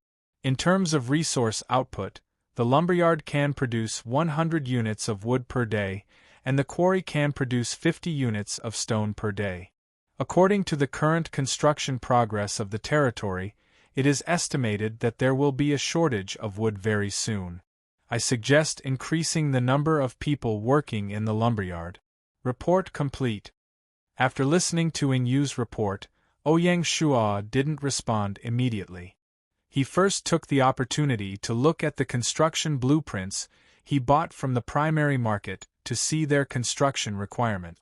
Ferry provides transportation between the 2 sides of the river. Construction requirements: ferry construction blueprints, 40 units of wood, 20 units of stone. Construction time, 1 day. Primary dock provides docking for ordinary civilian ships, provides cargo distribution. Construction requirements: dock construction blueprints, 400 units of wood, 200 units of stone. Construction time, 3 days. Primary shipyard builds ordinary civilian ships, including ordinary fishing boats and passenger ships. Construction requirements: primary shipbuilder, 100 units of wood, 50 units of stone. Construction time, 2 days.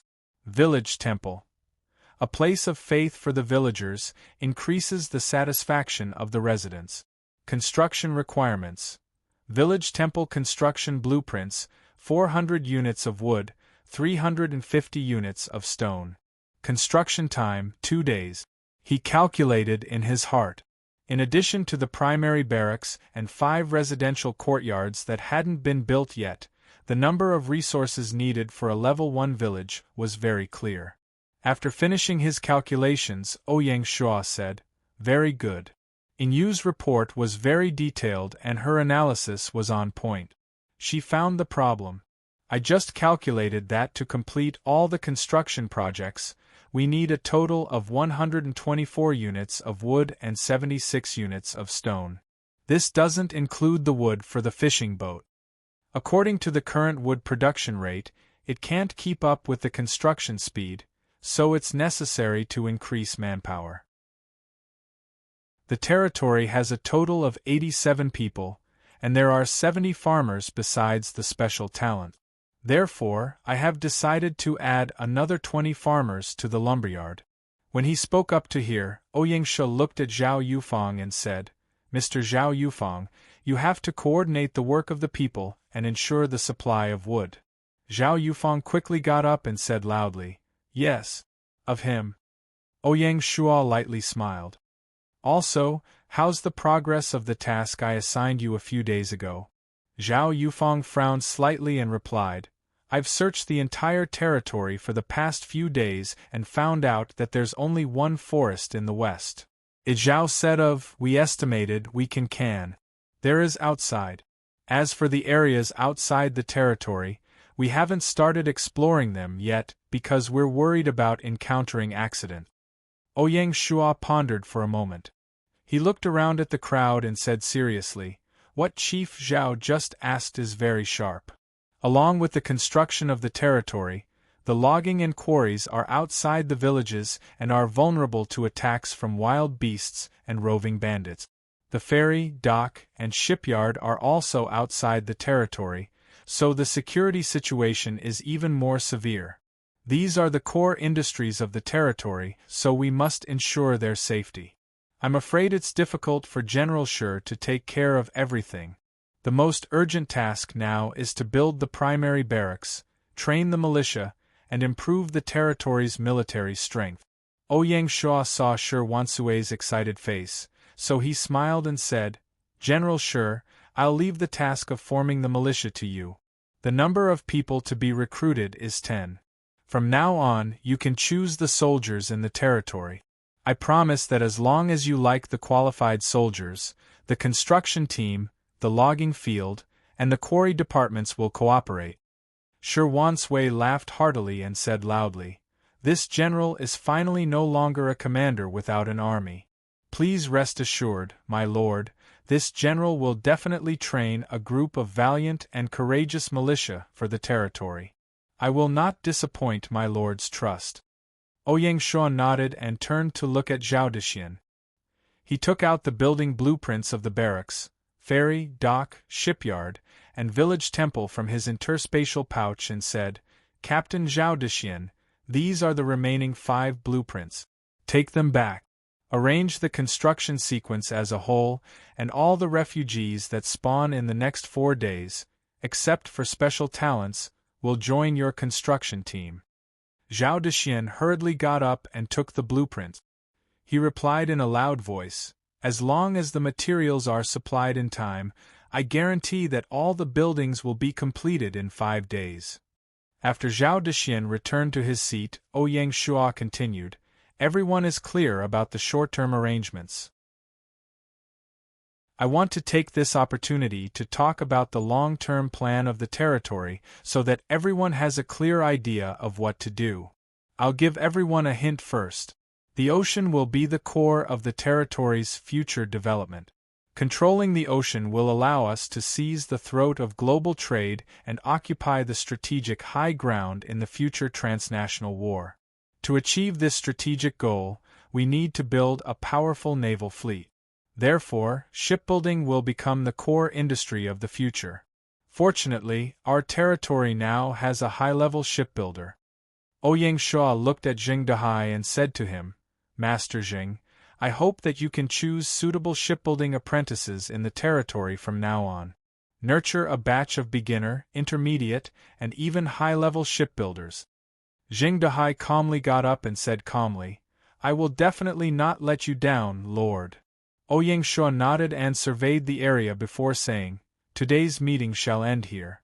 After you come down, carry out the various tasks assigned by the meeting. Everyone got up and said in unison, I will definitely not let you down, Lord. January 10th of the first year of Gaia. It was the 10th day of the game's launch. After 4 days of construction, the various construction projects in the territory were nearing completion. The ferry, the beginner barracks, and the remaining 5 residences had been completed. The beginner shipyard, beginner dock, and village temple were also in the final stages. They could be completed by the end of the day. The ferry was built on the northernmost bank of the Friendship River. It was the place where Ouyang Shua and Shi Wansui had boarded the raft on the first day. It was a very memorable place. Through the ferry, one could cross the Friendship River and explore the hinterland of the Lianzhou Basin. The shipyard and dock were built on the easternmost side of the territory, near the canyon. Among the 60 refugees that had been added in the past 4 days, there were 5 people who were lumberjacks, fishermen, and vegetable farmers. There was a boatman in his 50s. He was healthy, easygoing, and always smiling. Everyone called him Old Man Zhang.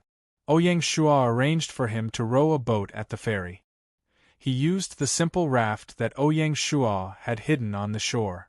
The biggest gain was a young man in his 20s. He looked delicate and pretty. His name was Gu Xiuwen. He was a scholar. Although he was not a scholar, he had passed the county and provincial examinations. Furthermore, he was not too old. He was a good scholar. What was more special was that although Gu Xiuwen was a dark iron rank talent, he had a special skill. This meant that he had great potential. With a little training, he could be promoted to silver rank at any time.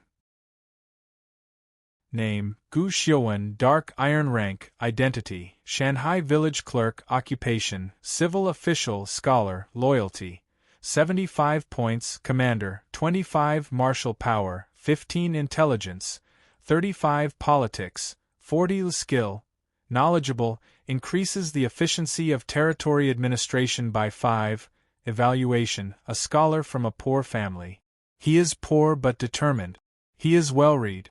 He is a modest gentleman. Ouyang Shua immediately appointed him as the clerk of the territory. He was in charge of paperwork, population registration, and other work.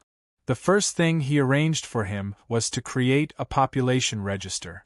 The fact that Gu Xiuwen could win the evaluation of a modest gentleman was enough to show his character.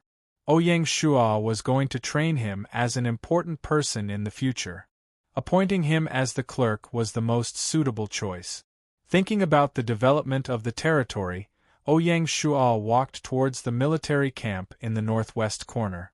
The second child led the inferior warhorse and followed behind him in a dignified manner. At the entrance of the military camp, Shi Wansui was waiting with 10 soldiers he had carefully selected. When he saw Ouyang Shua, he laughed and said excitedly, "My lord, you are here. I have been waiting impatiently." Ouyang Shua looked at this brave general who was frank and outspoken. He smiled and said, "All right, I know you are impatient. I will help them change professions now. Go in." The area of the military camp was not large. The main entrance was a lonely wooden gate. There was not even a simple defense tower. After passing through the gate, there was a small drill ground.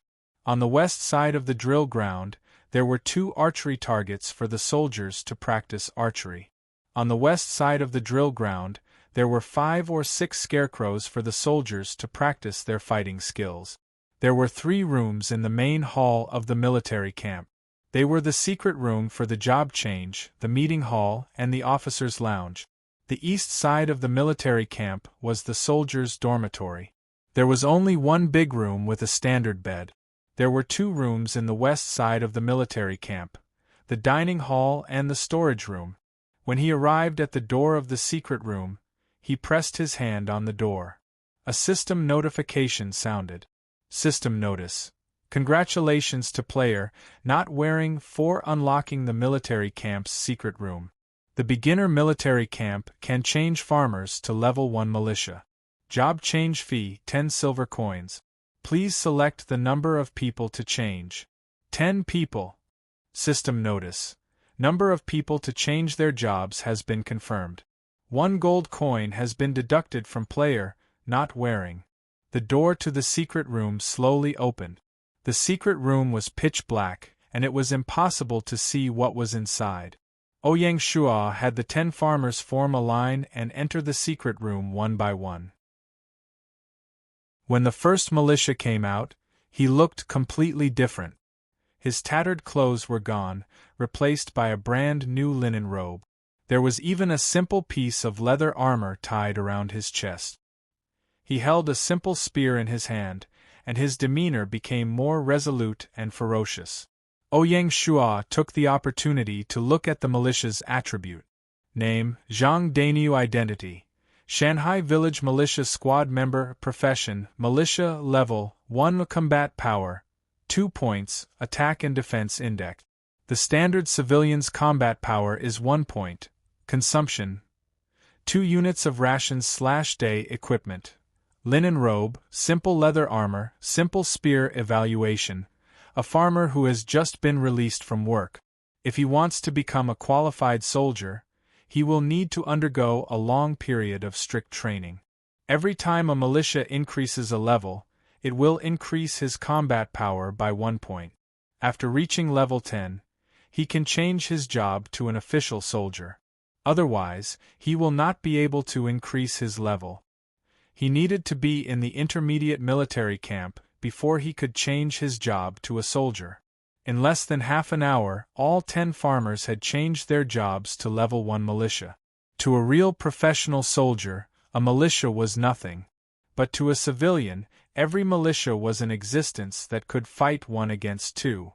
Ouyang Shua organized them into a small militia team, led by Shi Wansui. You're tuning in to the Phoenix Knights YouTube channel. Don't forget to subscribe and join us on this journey to catch the most captivating stories.